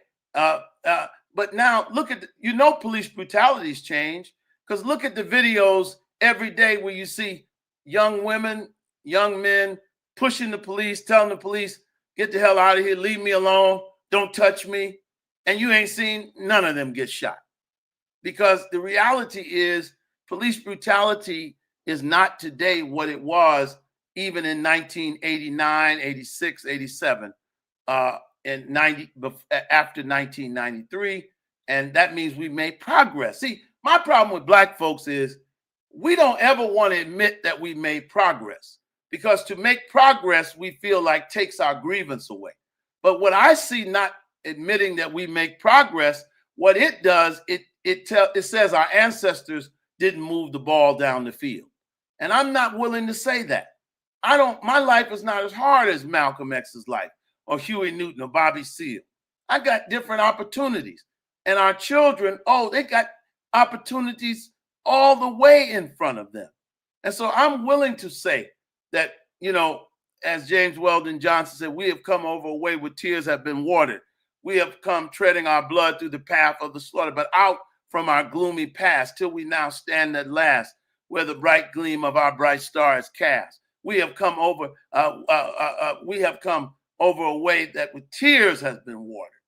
But let us march on until victory is won. That's my position. Let's march on till victory is won. I don't want to hear the sad story. I don't want to hear what we can't do. I want to hear what we can do. And I'm those are awesome 6-point plan. So yeah, I'm definitely on board. And you have already identified if anybody would be a proponent of capitalism. I'm a successful entrepreneur. Yes, you are. With a very impressive client list and Yes, so on and so forth. But yes, at the very same time, many of the brothers I came up with, a lot of them are no longer here. A lot of them made bad choices too. Okay, maybe, possibly, brother. And let me just say this lastly on that. Okay. I don't give. Listen, neither one of us were born with a silver spoon in our mouth. Okay, and thank God we had families, we had communities, we had people telling us the right thing to do. And look, some of the guys we grew up with, they did right. Some didn't. Some didn't. And so you also have to factor in every one of those brothers that's not here today is not some soldier that fell in a liberation struggle. Some of them just made bad choices. They wanted to be with Nicky Barnes. They wanted to run with Alpo. So, I mean, we have to, again, agency, okay? No, Diallo was just minding his business, and he was shot 41 times. We advocate for him, okay? But we also have to acknowledge that some of us have made bad choices. And I do accept that. In the last part, because I see we got Brother King Simon, and I know he wants to join the build. For me, this is kind of the standard I try to hold myself to. I can't allow my personal blessings or graces to have had a father in my household, to have had a complete family. When I know a lot of my closest brother, one of my brothers right here, sa.neter, my brother didn't get to know his father. He still went on and made himself a success. But if I am in a system that is still positioning my brother with obstacles, I still have to look at the whole system. Even though I found a way to figure it out or to get some of those blessings, if my people are still warehoused under conditions that I can't blame them for, and they just a luck of the draw, I know this system is slanted towards making sure that a lot of those outcomes come out on their behalf. So that's not Marxist. That's just like, yo, the masses of my people are suffering under this, even though I'm figuring out a way around it. Well, so first of all, sa.neter did fine. Okay. He's an enterprising, industrious brother. He came under some good leadership and teachings. But let me just say this. My grandfather was a poor, illiterate black man from Mississippi. And he went to St. Louis and pushed a push cart, getting junk and selling it. And then he opened up a barbecue place and a tavern and a supermarket. Listen, nobody has had it as bad as some of our people who have succeeded. So there's nobody born in this world that is born to fail, okay? Failure and success is a choice. And the choice is, will I do what's necessary? I have friends to my right and left that fell to hustling. I remember once my cousin was hustling and I was in college, struggling, broke. And I remember one time he offered me $700 to take the package downstairs. Bad as I needed that money, okay?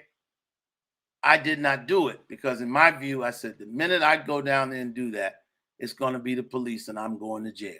So listen, every one of us have a hard luck story, okay?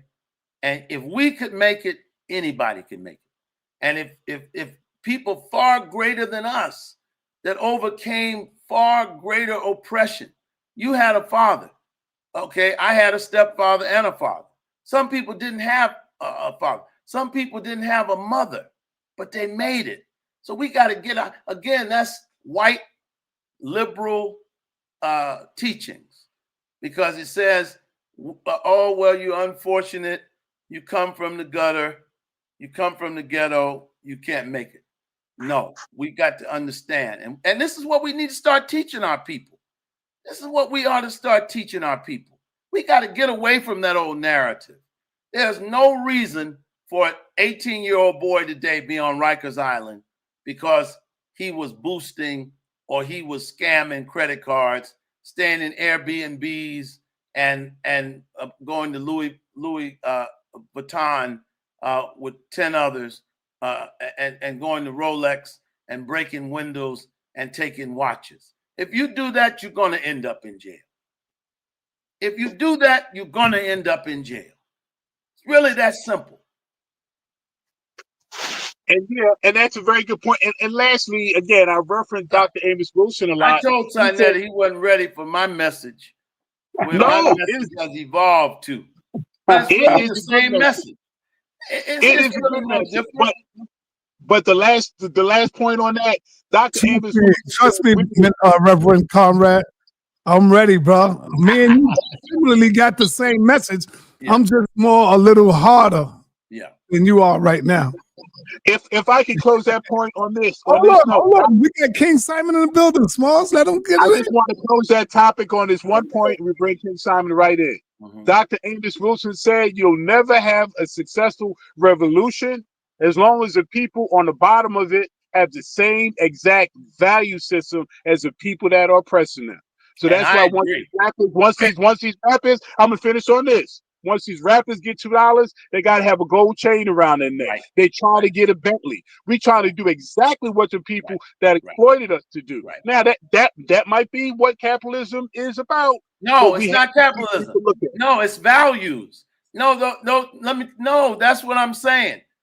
We blame capitalism for everything. If I got $1 million, I'm even in a stronger position to choose to do smart, good things. Diddy had a couple of million. Diddy had a couple of million. Look at the choices he made. Let him finish. And that's my point. If you start from a perspective that no matter what happens, I got an excuse why we're in this condition. You got an excuse when you're in the gutter, and you got an excuse when you're in the Four Seasons Hotel. You see, because those excuses always allow us to look outward. And what was so great about Mr. Muhammad's program is that he said, look inward. He said, you build a person up from the inside out. And once you build the person up on the inside, then that person is ready to go out and make a difference in the world. And that's why we admire Malcolm so much. Malcolm didn't use any of these excuses. He said, I was in the gutter. I found a teaching. I changed my life around. And I'm saying, if that's true of him, that's true of every Black man. And our message needs to be to these brothers. If you don't have a checkup, as your mentor used to say, sa.neter, from the neck up, you have $1 million or $1 billion, and you still will not be able to move forward. Ashe, I agree with that. Ashe. And man, I spoke to how you doing, Brother Conrad? How you doing, sir? Reverend. It's you know, I spoke to Dr. Farrah Gray yesterday for his birthday. Make sure he was all right. He always checking out. You know, and Brother Conrad saved my life back in the nation, back in the day, you know, at the FOI class. And, you know, I'm glad that you spoke on, we got to pulling out bootstraps, because the messenger never taught we shouldn't be using money, because he understood that after learning mathematics, which is Islam is mathematics, it stand true. And you can always prove it to no limit of time, and that you must learn to use it and secure some benefit while you are living. That is luxury, money, good homes, friendship in all walks of life. So I never stopped moving on that same level. You know, sit yourself in heaven at once. That is the greatest desire of your brother and teacher. And that's where a lot of us are, you know, we think we're going to battle this beast to the gun. No, it's a more spiritual work that's happened. We had our moments in history when we could do that, but now it's another level that we got to move on. And I understand, and I think we all can come, like you try to say, come together and build. And that the discipline is important. I've been hearing what you're saying, and discipline is very important. And like I said on Brother sa.neter show when Brother Rich was here, you know, the methodology has changed over the years. It's not the same. It's not the same. You know, I'm not kowtowing or bending and all that kind of stuff. But, you know, Dr. Khaled taught us to be saints, saviors, soldiers, scholars, healers, and killers back in the day. You know what I'm saying? And right now I'm in my healing and saving modality right now, because we got to save our people and teach them how to be unified. And family, let me tell you, this brother Conrad here, Reverend Conrad, you know, at one time when I was at my lowest part of my life, thinking about taking my life, this brother gave me some great instruction at the FOI class when I stood up and said it. And this brother saved my life. And I'm here since 1990s, back in those days when I said it to him. He allowed his brother to rise and grow into what I became on radio, WWRL, and different other radio stations that I was on back in the day. So I commend you and love you, Brother Conrad, for all that you've done at that point, and even what you're doing now in the community, man. And you know, I have no arguments. I know Herman. He puts in a good argument. So big as the Herman, you know. I love Brother Herman. We not far. Yeah, I know. But let me say this: I love you too, and I'm just grateful, you know, that I had good teachers, good mentors, who really showed me a plan of action. And again, you're right, Herman. Some people are blessed with good families, but I've also known people that did not have. I know people who've grown up in foster homes. I know people who have come up from the gutter and they've made something of themselves. So I know it's possible. And not only is it possible, but, you know, every one of us live a better life than our grandparents. So that means it's common that people are improving their lives.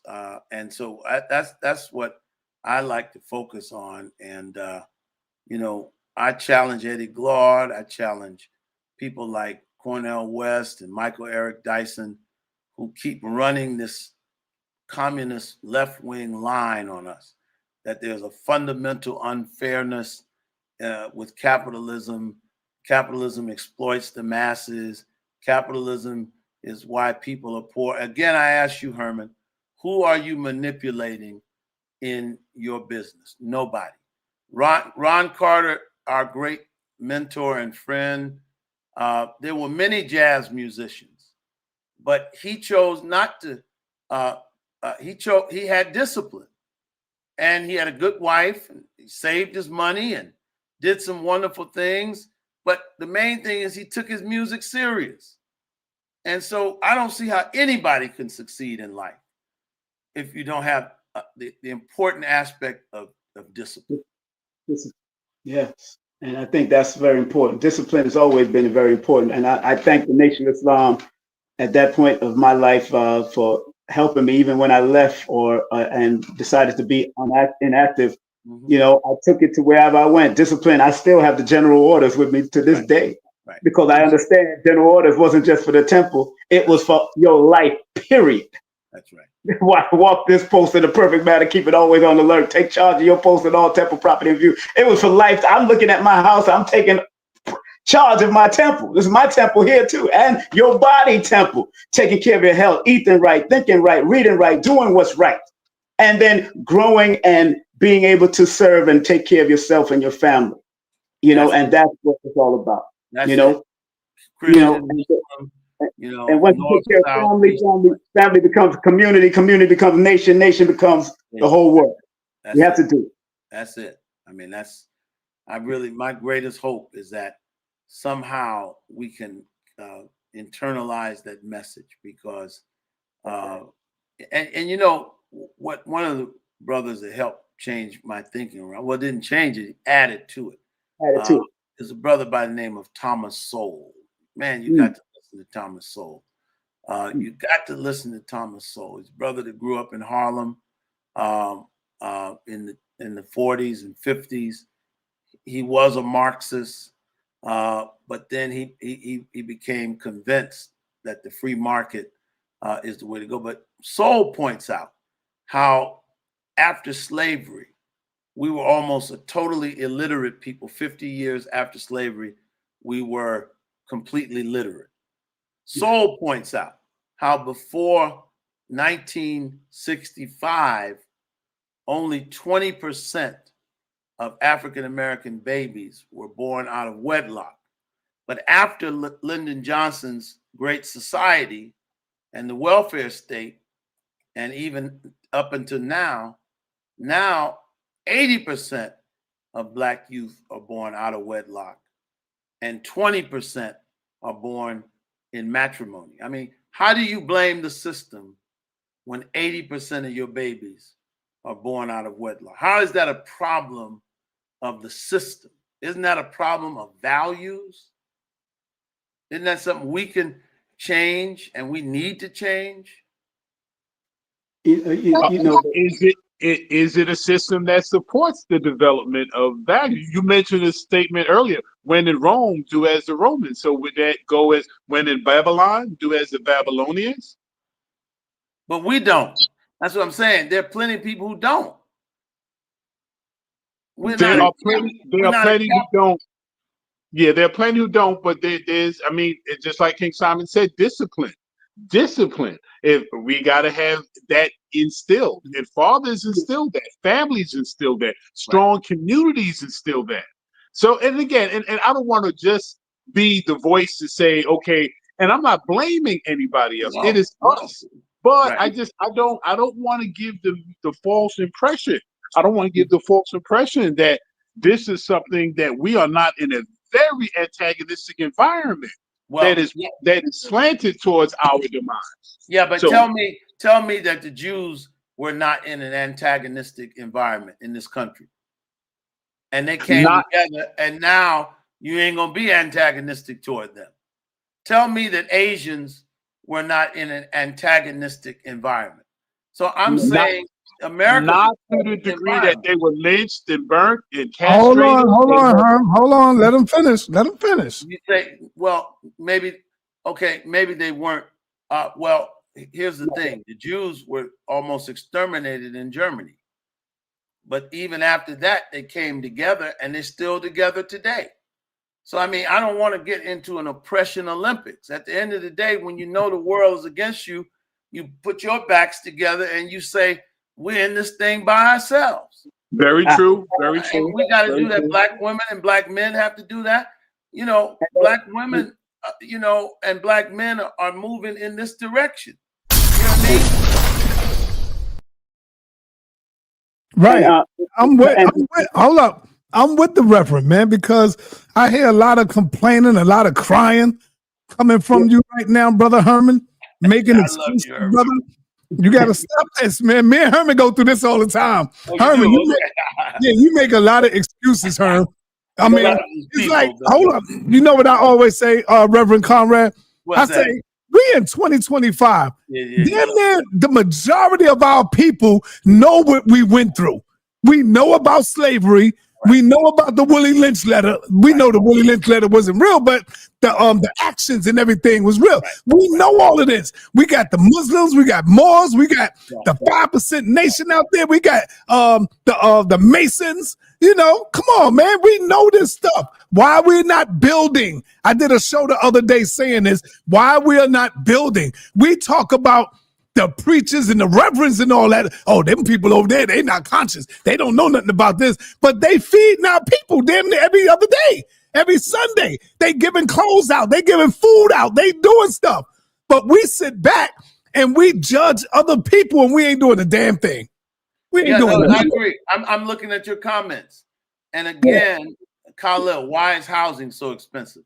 See, if you understand capitalism, you understand why I don't know how old Khalil is. I wish you would answer. But see, a lot of young people that were born in the last 25, 30 years, they just think that in New York, prices have always been high.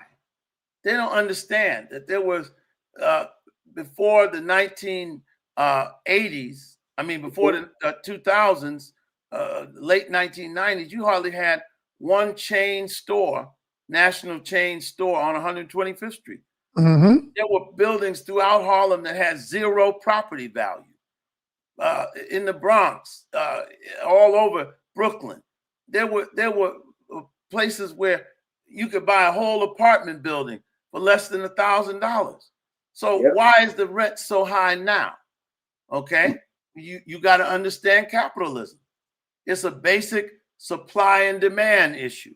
So what happened was this: Dinkins, two terms of Giuliani, 3 terms of Bloomberg, made New York the safest big city in America.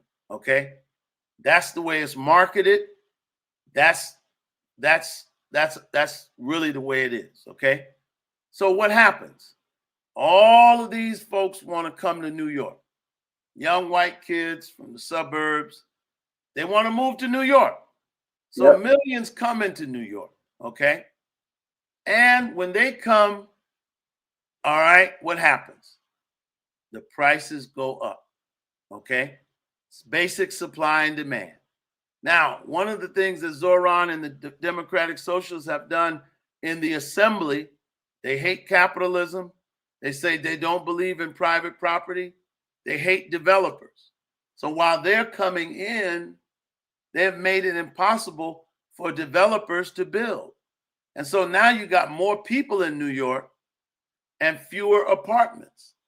The only way to build out of this is you got to build more units so that you have more units than you have people. And then when you have empty units and they're trying to get people in them, they'll be having specials and the prices will be rock bottom because they're trying to get people to come in. Scarcity. That's why understanding economics is important.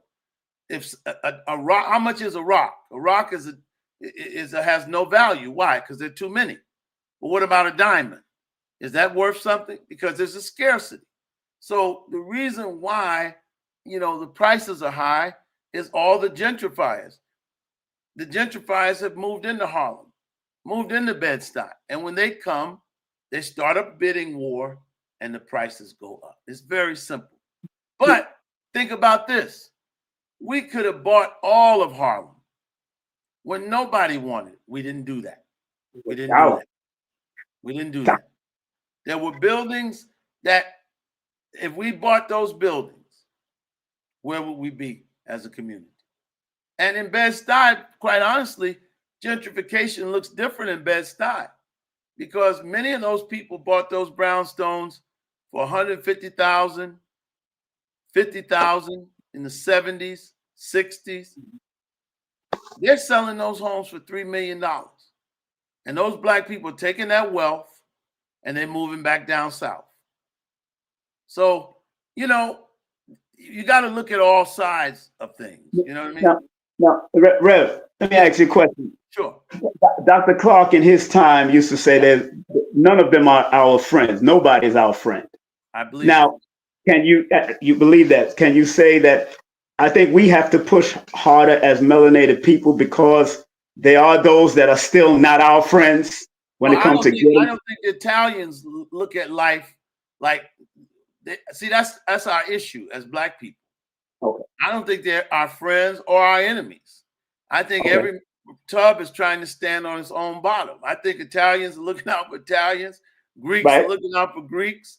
And I don't think they're asking the question, are white people or black people their friends? I think they kind of know instinctively, my paisan, I got a better chance with my paisan than I do with anybody else. That's why it hurts me so much to see black people celebrating, walking around with Zoran and want to see Eric Adams pushed out. I'm like, you ready to give up power? And it doesn't make sense to me. So that's the way I would look at that. It's not that you're wrong. I mean, it's a cold world. Okay. Yeah.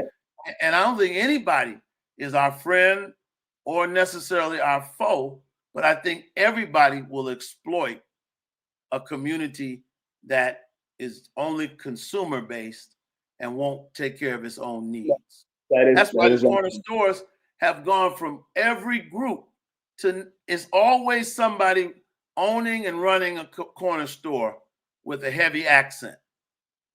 Meaning they just got here, but they can own the stores in our community. And it's rarely ever a Black-owned corner store. Why is that? Yeah, I haven't seen one since the 70s. Why is that? I haven't seen one since, I remember Mrs. B's in Brooklyn on Classen Avenue, across from my school, right there, 3016 public school. And I lived right near the Jewish hospital. And it was Miss B. I remember a beautiful Black melanated woman owning a candy shop in her own little, and I haven't seen that since, like that, in that way. You know, pushed her right out, man. And you know, and yeah, it is important. I think, you know, bootstraps is definitely important, and I think, like you said, the messenger, Mr. Muhammad, had a mission and had an agenda. And I got the Muslim accomplishments right here to show what we could have done and could still be doing to this day. It didn't stop me from still running my own business. I'm still running business and doing my own. You know, and the Black church. Let's face it. You know, there used to be a prayer in the Black church that Black people used to say, the elders, Lord, I would pray for new shoes, but somebody don't have no feet.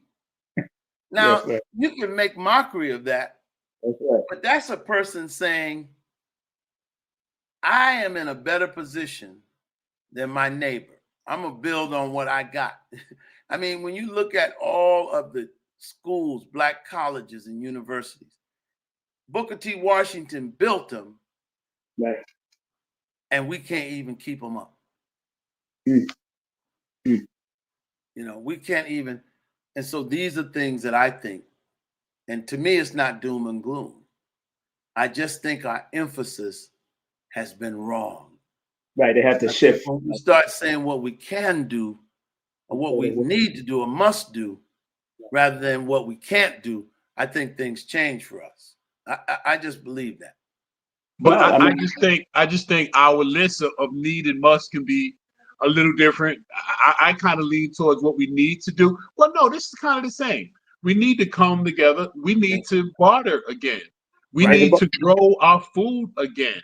We need to form collectives. Now, just my spin doesn't have a heavy materialistic angle to it. I like for us to build on some of the simple stuff that's going to get the majority of us through this. Instead of, okay, I don't think we need that many more Jay-Z's. How many more Diddy's we need? How many? Because you know that might crash the baby oil market. I mean, we've seen brothers get extremely wealthy, but not have the mindset of knowledge of self, able to see to it that others are coming. Talk about my baby oil. Don't be talking about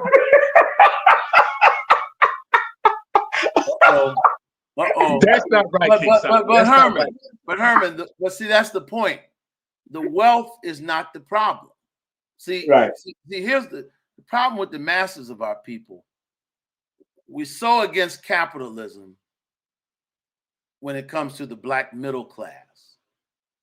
See, we're against people going to college, marrying, going to church or mosque, synagogue, having one wife, one husband, buying a home, trying to advance. We're against that. The academics call that the politics of respectability. But let the drug dealer get a Benz. Let the rapper run around flossing. Let Rick Ross get a big crib. We salivate over that. But the lawyer that's married to the doctor, Bill Cosby, that's the politics of respectability. That's the Uncle Toms. See, we got our priorities messed up. It's not the wealth that's the problem. Diddy spent his on baby oil and freak offs. Robert Smith and Bill Cosby spent theirs on donating to Black colleges. Robert Smith spent his on paying off loans for Black students at Morehouse. Okay? There's an old saying that I wish I had known. Because everything you got, listen, everything costs money. You can't do anything without money anywhere in the world. You can't. You can't. I mean, you at the end of the day, even if you're going to plant a field, you got to have seeds. Okay, you got to buy the land, you got to buy the equipment. So it's not the wealth, it's the mentality. If I get rich and I go buy a bunch of gold chains and gold fronts, 6 cars, and then I'm broke, the wealth wasn't the problem. My mentality was. I could have bought all the corner stores in my neighborhood. I could have bought a whole bunch of properties. So we got to get out of the criminality. That's a dead end street. We got that from the Italians anyway. You know, it's astounding to me the number of brothers who have nicknames Gambino. All we're imitating Scarface. You know, I've seen statistics that in 1920 and 1930, it wasn't black men in prison. It was Italians and Irish that were the predominant prison population. Okay, so we got to get out of criminality. Criminality is a losing proposition. It's not a wise proposition. Okay, you know, but isn't it a socio-economic factor? Absolutely. Okay, so that's what just the like white you said, that's what the white liberal racists say. I know a whole lot of black people that were poor and they wouldn't steal a piece of fruit. That's values. Okay, see, that's what white liberals say. Well, crime is a function of poverty. No, it's not. Let's not insult our people. I know a lot of poor black people that didn't go into criminality, didn't believe in it, believed in right and wrong. Right. Am I right or wrong? And I know you do too. So when have you ever seen where poverty has to drive somebody to criminality?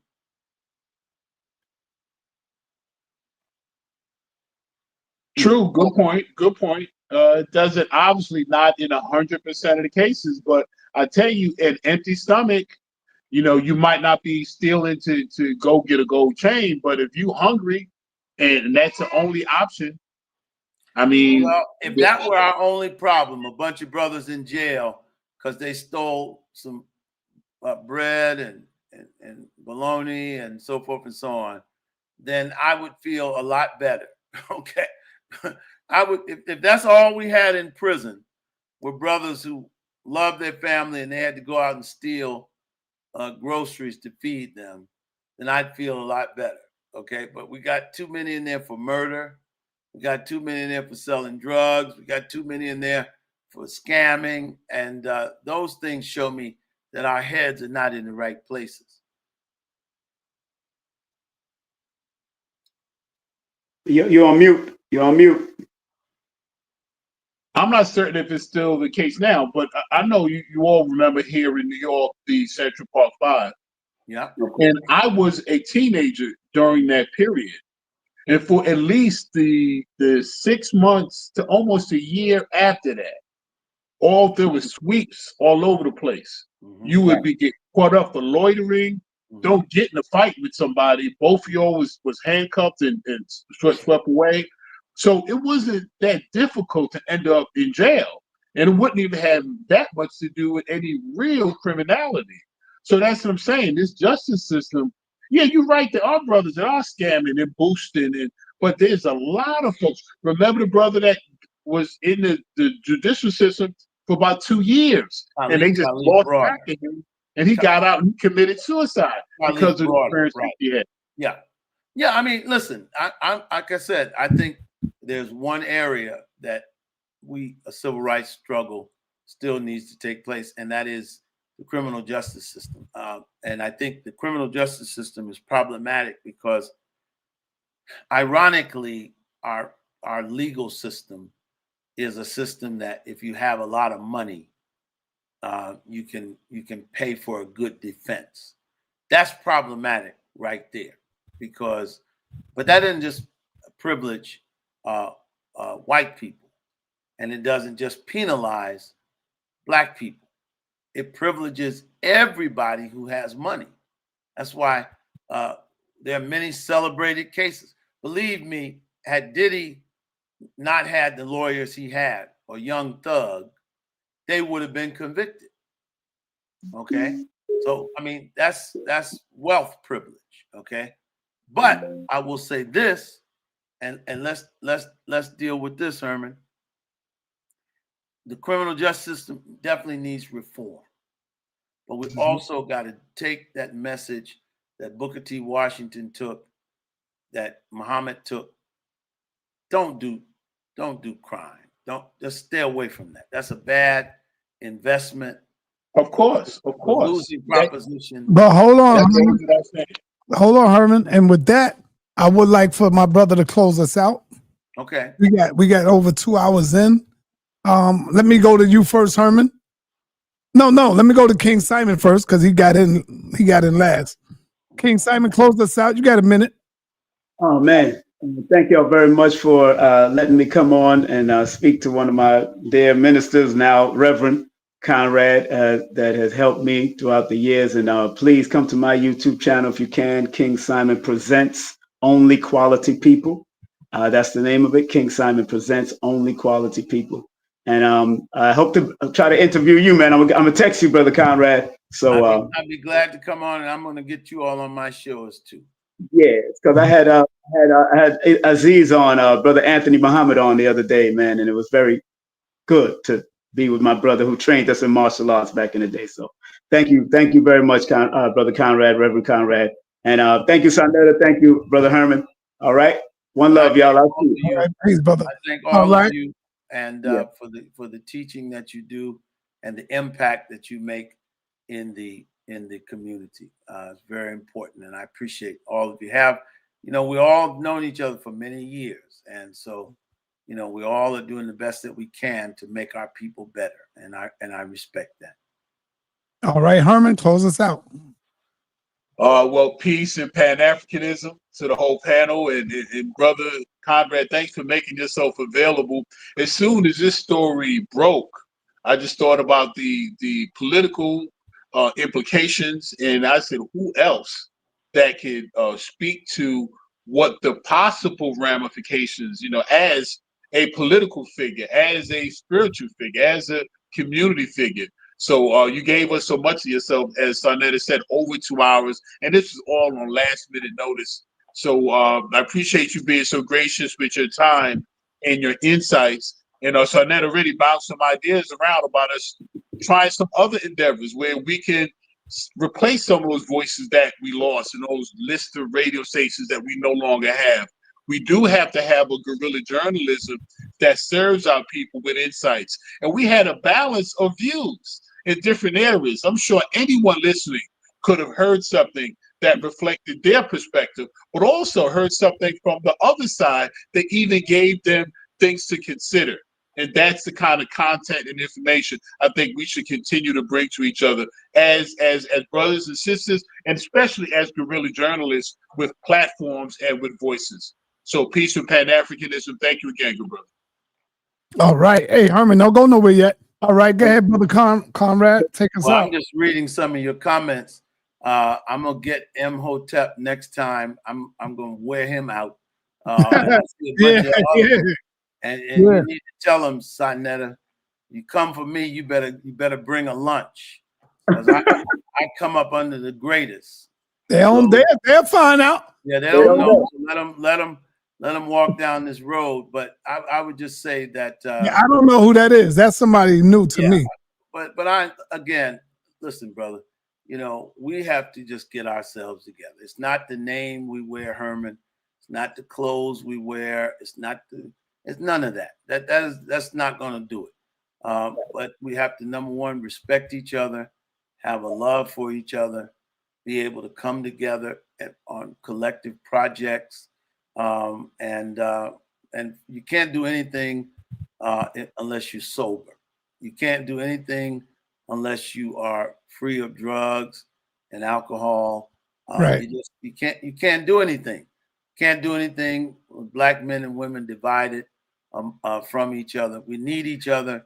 And of course, our families we gotta, I've been divorced twice. I don't judge people. Sometimes that happens. We live in a modern society.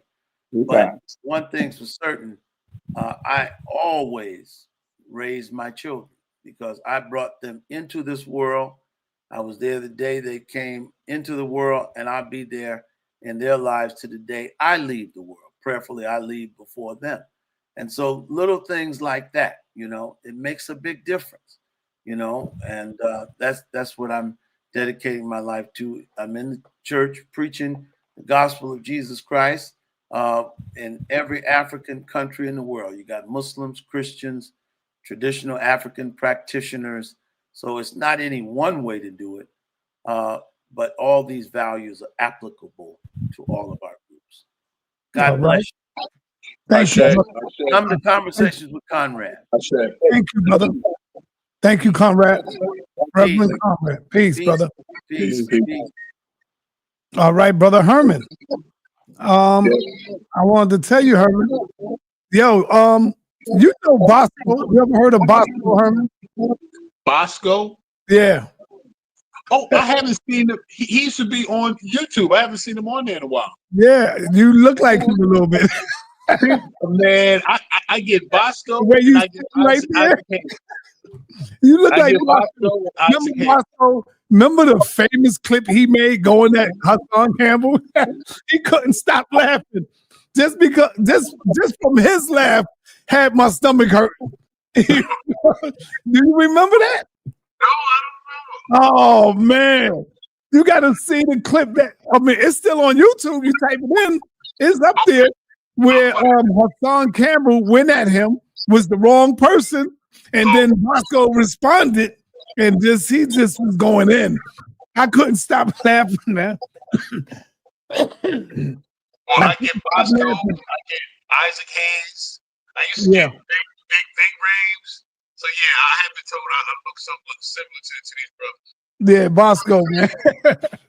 It's all good though. Anyway, Herm, thanks again, man. You woke me up, man. You brought me here. And I gotta let you see something. I'm gonna do a show tomorrow on I went to the hospital to see about they said that I had interstitial lung disease. Interstitial. Because and it's because of the lupus. And that's the reason why I'm coughing now, because of the lungs. But I gotta show y'all, man. I want to show the people what they trying to do, Herman, and what they gave me. What they gave me, man. To try, man. I read. See, they expect black people to get their medicine and don't look it up and don't read it. The white doctor was telling me that it was a white woman. And she was telling me, this right here is good for your interstitial lung disease, and it's going to help to heal, not heal it, but to suppress it. So I'm asking questions. I'm like, so you don't have nothing that's going to heal it? Interstitial. Yeah, I can't. Thank you, I can't really pronounce it. Interstitial. Right, interstitial lung disease. And so I'm saying, well, what is the after effects? What word I'm looking for? Side effects. Side effects. Not so much side effects. Yeah, side effects. And what's the result after that? She started telling me crazy stuff, Herm. So I'm like, well, why would you want to give me that? Because it furthermore lowers your immune system where other disease can come in, and she's telling me I would have to wear a mask every day. I'm like, what the heck? I am not. I'm like, all right, I'm going to see what it is. But, man, I got this joint. I typed it up. I looked at it, did my research. I'm like, oh, hell no. Side effects of it. Oh, hell no. I am not taking that, goddammit. Hell no, Herm. And when I show it tomorrow, the people going to look it up themselves. See, it'll suppress the interstitial lung disease, but it won't cure it. But with that, it can cause cancer. It could, yes, brother. You will see it right there when you type it up. That's the effects. That's the side effect. The more you take, it brings on other disease because it attacks your immune system where it brings it down lower. And that's how other disease can come in and affect the body. And I'm looking at this stuff and I'm like, what? See, because I'm telling all of y'all, when y'all go to these hospitals, man, look these medicines up. You can do it. You got to Google it because that's how a lot of our people are dying, man. I'm telling you, they dying because we just take what they give us without doing no research on it. And the medicine really helps you get up out of here quick because all they care about is getting their check. We got to understand that. All they care about is getting their money. And when they diagnose us and when they take care of us, they looking at us as though we are one of them. Like they treating a white man. We two different people, man. You know, we got to understand that this is not no pseudo stuff. It's not pseudo what I'm telling you. Yeah, what time the show you gonna do? I'm gonna do it a little early because I don't think. Yeah, I'm gonna do it a little early tomorrow because I need to talk about this and I need to show it to the people, man. I want to show it to the people, bro. So now you can show to educate, and also you'd be surprised. You might get some good info. But that's what I want to do. I want to show it and educate because it's very important, man. Also, now you know what I do. If I was to take this, I would die. I would die before I'm supposed to die because it'll open up me for more things to attack my body. You know what I'm saying? This killing me, man. Even Dr. Liala Africa said the standards of medicine are here definitely in the Western culture is measured to the white man and the white woman. Even fitness, you know, the BMI, body mass index, height, weight. Now we know how our sisters are built. A lot of times they're hippie, a lot of times they're shorter. Now you can see a sister that's in great health and shape, but based on the BMI, the standard on someone else's body type, she would be in a classification that would be considered negative. So that's why you can't just take this information from other folks and just put it on yourself and think you can automatically get an outcome that's designed for somebody else. So that's why we have to go to our healthcare practitioners and people that have an intimate knowledge about Black and or African health and well-being. Man, so, I let my queen see this, man, and she said, "Oh, hell no. Yeah. You ain't taking that. Why don't you not show it tomorrow? And I want you to also type it up and read it for yourself, brother. Read about the side effects and what it do. It does way more harm than good. Yeah, it'll stop me from coughing a little bit, but the side effects to it is crazy. Yeah. Yeah. Well, let me know the time, man. I definitely want to be on myself. I'm looking at this. I'm like, yo, these people are really trying to kill our people. They killing, not trying to, but they really killing our people, bro. Legally killing our people. This is why they make you sign. When you go in there, you got to sign this. You giving me the right to do this, giving me the right. Man, listen, when I went in there before, they wanted to do something where I had to sign this paper, right? They was going to put me to sleep. Herman, this is crazy. I forgot the name of it is, but I got this because they wanted to stick the camera down my throat. You know what I'm saying? They stick the camera down your throat. I forgot the name of it. It's an endoscopy. Yes, there you go. They wanted to stick the camera down my throat to check my lungs and all out, but they was going to put me to sleep. And they wanted me to sign. So I'm talking to them. And they say, yeah, you know, is a risk of sometimes, you know, not coming back, or you could be your blood pressure. I'm like, oh hell no! I got up off the table. I'm like, no, I'm not doing this. I'm not doing this. And I got my clothes. Get the hell up out of there, man. These people are crazy, bro. These people are crazy, Herb. They telling me all this stuff, and I'm like, nah, brother. Nah, I'm not doing that. Not me. Nope. I just have to go out this way, man. I'm not doing all that, man. Or just explore some other remedies now. You know, just you can cancel theirs. But I mean, do other research and see what less invasive stuff is available. See what herbal options are. And sometimes moving your body, breathing, sunlight. There's some natural things that can improve. There are certain teas that are very soothing for the throat and the lungs. Yeah. Elderberry, I think it's one of the excellent herbs. I got elderberry here right now. Cool. So I mean, again, find out what other things are available. But pharmaceuticals always have a side effect. And a lot of times, even these commercials, you listen to the end, might cause oily stools, headaches, might cause raising blood pressure, and in some cases, death. And they say all that stuff really quick. But yeah, all this stuff definitely comes with other effects that you need to be aware of before you consume it. Yeah, somebody said check it out, so it could be helpful. I don't know what you're talking about. Check it out. I don't know what you're talking about. And the first question I asked her too was, is there a cure? Is this going to cure me? And once she said no, it just suppresses it. I don't need it. I do not need it. Because if it's not a cure, then what the hell am I taking it for? Nah, man, get out of here. You just trying to get paid. You want to, you still going to get paid regardless, you know? And that's all they care about. That's all they care about.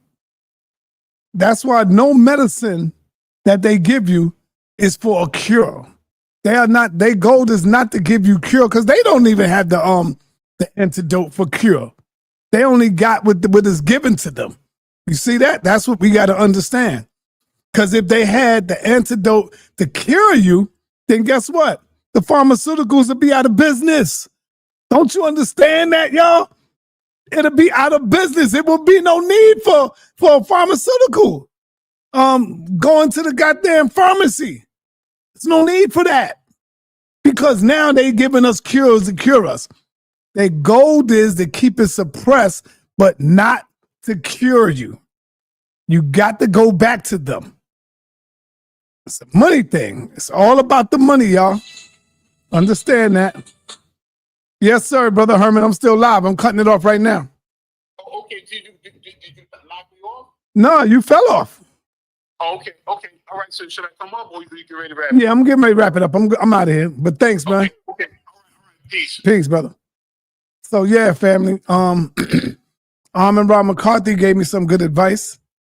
And yeah, that's what it is, man. So with that, y'all, peace and blessings. I'm gonna show y'all tomorrow what they gave me. I'm gonna show y'all tomorrow, and y'all can go look it up yourself. Of course, it's gonna say, you're gonna see it. It's gonna say lupus. That's how they get you. It's gonna say yeah for the lupus, but then read all the other stuff, and they gave me over 200 goddamn pills. 200 of them. What? Hell no. Anyway, peace and blessings, everybody.